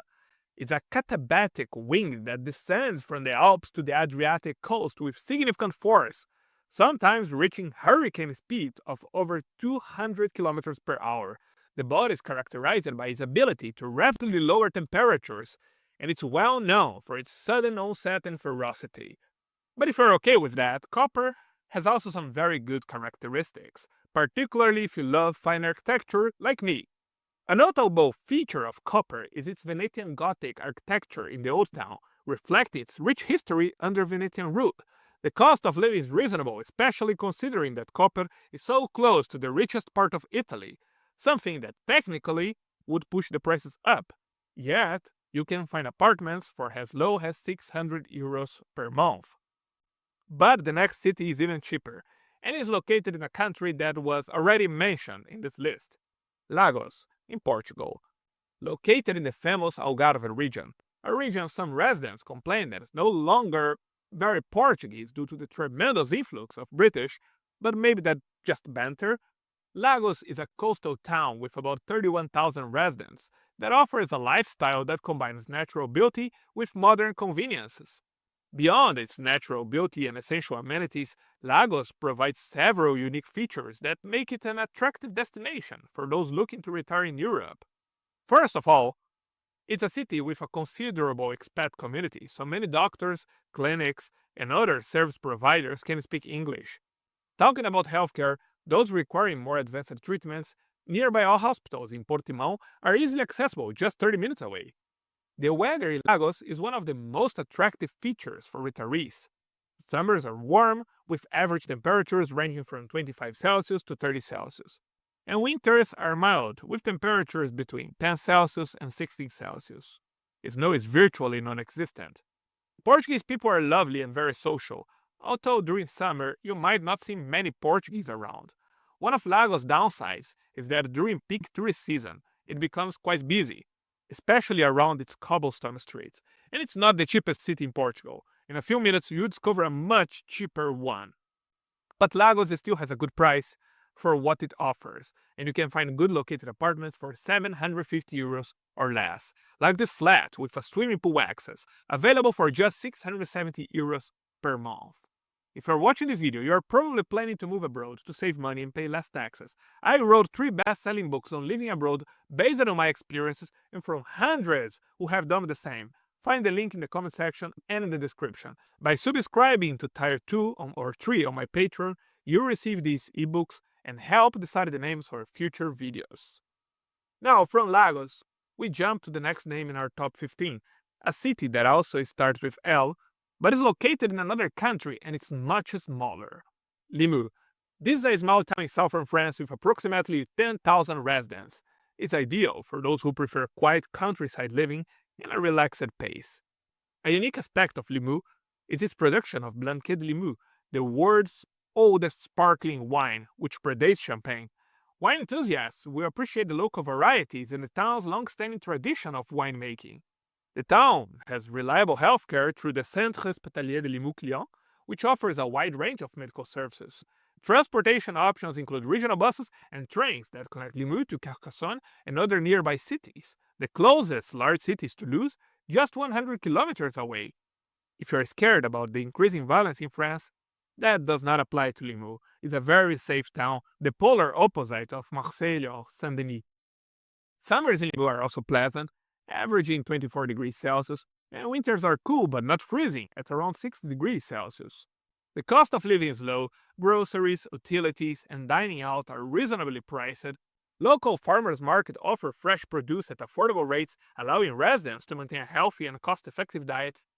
But the best thing about Limoux is how affordable is housing there. We are talking about a city where you can rent a 2-bedroom house for just 560 euros. If you prefer to live in an apartment, you'll find options below 400 euros. Even for countryside France, this is considered a very good price. It's important to have in mind, however, that to socialize with the locals, you absolutely must learn French.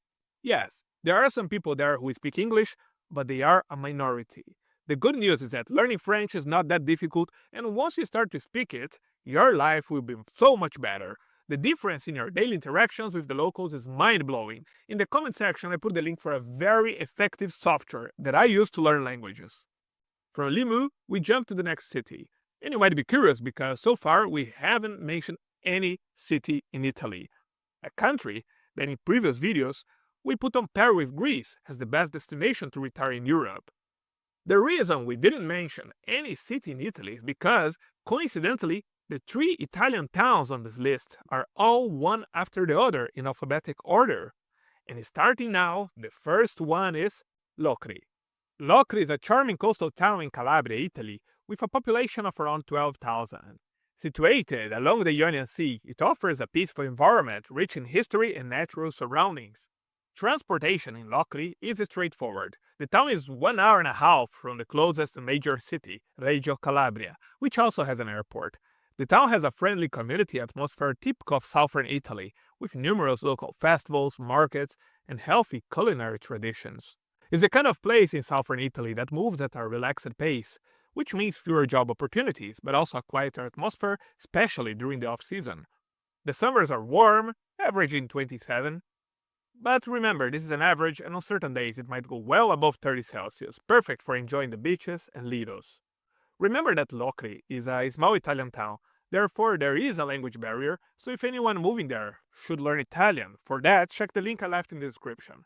One of Locri's main attractions is its affordability. Monthly rent for a comfortable apartment typically stays well below 500 euros. Options range from modern apartments in the town center to traditional stone houses in quieter neighborhoods. Many homes come with balconies or small gardens, providing pleasant outdoor spaces to enjoy the mild climate and scenic views. I found this enchanting detached house for just 350 euros in a central area of Locri. Other expenses, such as groceries and utilities, are also lower in Calabria when compared to other parts of Italy. Locri is known for its delicious cuisine, which features fresh seafood, handmade pasta dishes like macaroni, and local wines such as Bivongi. But wait, there's another huge benefit of Locri: the very attractive special tax regime for new residents in southern Italy. The Italian government has implemented a unique tax incentive to attract individuals with income from abroad to live in cities with less than 20,000 residents in southern Italy. Under this scheme, qualifying residents only pay a 7% income tax on their foreign earning income. To take advantage of this opportunity, applicants must meet specific criteria such as proving their foreign income sources and committing to reside in Locri for a minimum period. The special tax scheme offers a good reason to make this charming town your new home. And that is also the case for the next town on our list. And remember, let me know in the comment which city intrigues you the most. Policoro. Policoro is a town in the Basilicata region of southern Italy. It has a population of about 17,000 and has medieval roots and developed significantly after land reclamation efforts in the mid-20th century, leading to increased population and municipal autonomy. Policoro has a Mediterranean climate with mild winters and hot, dry summers. Temperatures in July can reach around 37 degrees Celsius during the day, sometimes even more, with manageable humidity thanks to sea breezes. Winters are mild around 9 Celsius, allowing for year-round outdoor activities like visiting the Parco Nazionale del Pollino. Policoro is quieter compared to larger coastal cities and offers a peaceful environment for those who prefer a low-key lifestyle. But the area is still rich in cultural festivals and traditions, providing a nice community atmosphere. The biggest downside is that it's a bit far from other major urban centers, and the closest major city is Taranto, around 1 hour away. The cost of living is very affordable, and local markets provide fresh seafood and produce at affordable prices, make it easier to live within a budget. Despite being a scenic beach town, the cost of housing in Policoro is surprisingly low. You can rent a penthouse for just 450 euros per month, and it has a nice and spacious terrace. If these good prices for housing are not enough, keep in mind that Policoro has just 17,000 residents, so it's below the magic number of 20,000. That means if you decide to live there, you can benefit from the special tax regime for new residents in small cities and towns in southern Italy, and pay just a 7% flat income tax rate, one of the lowest tax rates in entire Europe. Given such benefits, it's not surprising that the next city in our list is also in Italy, Sapri. This is a small seaside town in the province of Salerno in the Campania region of southern Italy. Its beaches face the Tyrrhenian Sea and it has around 6,500 residents. The town is situated on this beautiful gulf, known for its clear water and sandy beaches, which have received the Blue Flag Award for environmental quality since 1995. The town features a scenic lungomare, seafront promenade, which features the statue of the Spigolatrice de Sapri, inspired by a 19th century poem. The lungomare is also lined with bars and restaurants, perfect for leisurely walks and to enjoy local cuisine. Healthcare is accessible at the Ospedale della Immacolata di Sapri, which is a surprisingly large hospital for such a small town. They have particularly good reviews of their emergency services, so congratulations to the nurses and doctors of their ER. One of the downsides of Sapri is that of all the towns and cities we listed so far, probably it's one of the most isolated. The closest large city is Naples, which is 200 kilometers away or around 2 hours and a half by car. Fortunately, multiple daily trains connect Sapri to Naples in less than 2 hours. This distance from major cities, however, also brings a positive aspect. Differently from many Italian coastal cities, Sapri is not saturated by tourism during the high season. There are some visitors, of course, it's a beautiful town, but it's not crowded like Postano or Amalfi, and this has multiple benefits. First is that Sapri is very authentic, including their food. The Campanian cuisine is present there with numerous trattorias serving fresh seafood and regional dishes. During local festivals, traditional dishes are highlighted and local markets offer fresh and expensive produce, helping residents maintain a budget-friendly lifestyle. Another benefit is that housing costs are low, quite low for a coastal town in Campania. There are not many options for rent since it's a small town, but if you want to buy a place there, you can purchase a 2-room flat in the Via Michelangelo Buonarroti in the heart of the city with splendid views and the beach nearby for just 130,000 euros. On the other hand, this town's peaceful atmosphere may feel too quiet for some, especially outside the busy summer months when cultural events slow down. Due to its small population, Sapri also qualifies for the special tax regime, meaning a 7% flat income tax rate instead of normal tax, a great incentive for whoever thinks of retirement in Italy. Remember, since Sapri is a very authentic Italian coastal town, its inhabitants are very authentic, so learn some Italian to be able to socialize with them. Leaving Italy for now and back to Portugal, the next city is Tavira. It's a town in Portugal's Algarve region with around 27,000 residents and is increasingly becoming a hot destination for foreigners considering retirement abroad. Tavira has a Mediterranean climate with approximately 300 days of sunshine annually, making it ideal for outdoor activities and a relaxed lifestyle. Nearby attractions include the Rio Formosa Natural Park and stunning beaches like Castella Velha. One of the most remarkable things about Tavira is that 1/4 of its population consists of expatriates, and this community fosters a welcoming atmosphere, making it easier for newcomers to adapt. Another positive aspect is that it's very well connected, since just 30 minutes from the Faro airport, where you can take a flight to multiple capitals in Europe. Ryanair flies to this airport, by the way, so cheap flights are very much available. Don't let Tavira's small size fool you. Despite having less than 30,000 residents, it's a very lively town with markets and festivals that enhance community life. The Mercado Municipal de Tavira is popular for fresh produce and local goods. On the downside, although Tavira is less touristy than other Algarve cities, seasonal tourism can still affect local amenities and prices during peak seasons. Oh, and Portugal has also getting a bit more strict lately regarding tax incentives for expats. But this is a matter for another video, so if you want me to make a video on this subject, let me know in the comment section. We arrive now at the letter V, and nearing the list's end. Soon we'll reveal 2 unique cities out of order due to their immense peculiarity, so keep watching. With the letter V, the next town among the best small cities to retire in Europe is Viterbo, in Italy. Viterbo is a city in central Italy with about 67,000 residents. It is often referred to as the City of Popes, because it served as a papal residence during the 13th century. Situated about 8 kilometers north of Rome and less than an hour from the Mediterranean coast, Viterbo is ideal for those who prefer to live in a smaller city, but not far from big urban centers. The compact size of Viterbo makes it easy to navigate on foot, fostering a sense of community and encouraging an active lifestyle. Summers are mild, around 23 degrees Celsius, winters are cooler, averaging 5 degrees Celsius, and the city's historic cobblestone streets may be challenging for those with mobility issues. The average cost of living in Viterbo is approximately 1,287 euros per month, which is competitive compared to other Italian cities.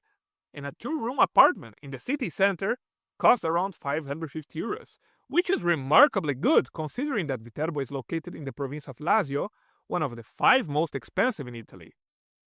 The next in our list of the best small European cities to retire is Xàbia, or Javea in Spain. Xàbia is another town in the Costa Blanca of Spain and has around 28,000 residents. It offers a blend of natural beauty and relaxed living and has a mild Mediterranean climate with over 300 days of sunshine per year. The town is surrounded by breathtaking landscapes and has several beautiful beaches such as La Granadilla and Arenal, perfect for swimming and sunbathing. Some people may find Xàbia too tranquil if they prefer a more vibrant urban environment, but if you want a laid-back, relaxed town, this might be a good choice. However, during peak tourist season, the town can become crowded. Not as crowded as Benidorm, but still might cause some queues at the local market. Rental prices in Xàbia are affordable, especially during the off-peak season. You can find an apartment with a sea view for less than 700 euros, like this one. Imagine opening the window of your room in the morning and having that view, a view that is only matched by what you can have in the next city in our list. One of the 2 cities that I decided to put out of the alphabetic order due to its immense peculiarity. I'm talking about Rethymno, on the island of Crete, in Greece. Rethymno is a delightful coastal city the island of Crete with approximately 35,000 residents.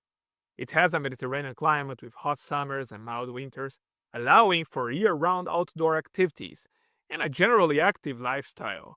Together with the splendid Greek cuisine, the best in the world in my opinion, this climate probably explains why Cretans live healthy and long lives. They are among the longevity champions in the world. A key landmark in Retimno is the Venetian Fortezza, a fortress overlooking the harbor. This historic structure showcases the city's blend of Venetian and Cretan influences. Talking about infrastructure, transportation there is straightforward, with a dependable bus network to larger Cretan cities like Chania and Heraklion, and also ferry connections to other Greek islands and the mainland. The city has a university, so due to the presence of a large number of students, it's quite lively even during the off-season. The cost of living in Retimno is relatively low compared to other European cities. Housing, groceries, and dining out are affordable, but during the peak tourist season, prices may rise, and windy days along the coast can sometimes disrupt outdoor activities. Yet, the climate remains pleasant year-round, with summer temperatures around 27 degrees Celsius, 81 Fahrenheit, and winters averaging 12 degrees Celsius, 54 Fahrenheit. However, two characteristics of Retimno make it a very attractive place to retire in Europe. The first is the lower taxes. Retirees who become tax residents in Greece can enjoy a flat income tax rate of only 7% on foreign-sourced income, and this rate applies for up to 15 years.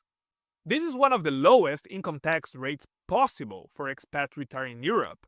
In many European countries, the income tax rate for foreign pensions are well above 20%. The second incredibly good aspect of this place is that the cost of living in the areas immediately surrounding Retimno is much lower than in the city itself, while still having access to all the city amenities. This happens because the presence of students inflates the housing prices in Retimno, so a bit farther from the city and from the university, prices are much lower. In nearby Georgiopoli, just 25 minutes from Retimno, you can find a one-bedroom apartment to rent for just €350 per month, less than $370. In many American cities, this is the price to rent a parking space, not an apartment. If the low prices of Retimno impressed you, wait until the last city on our list, which starts with an S. I'm talking about Sciacca, a charming coastal town with less than 40,000 residents located on the southern coast in Sicily, Italy, known for its stunning natural beauty and very low costs. There you can buy a spacious 5-room apartment with a sea view for just €70,000. Honestly, I don't know any other place in Western Europe with such low costs, like this specific part of Italy called the Provincia of Agrigento. That is why, together with a local resident, I decided to do an entire video about Agrigento province. You can check it by clicking on this video here at your left, and be ready to see how a noble mansion is more affordable than a studio.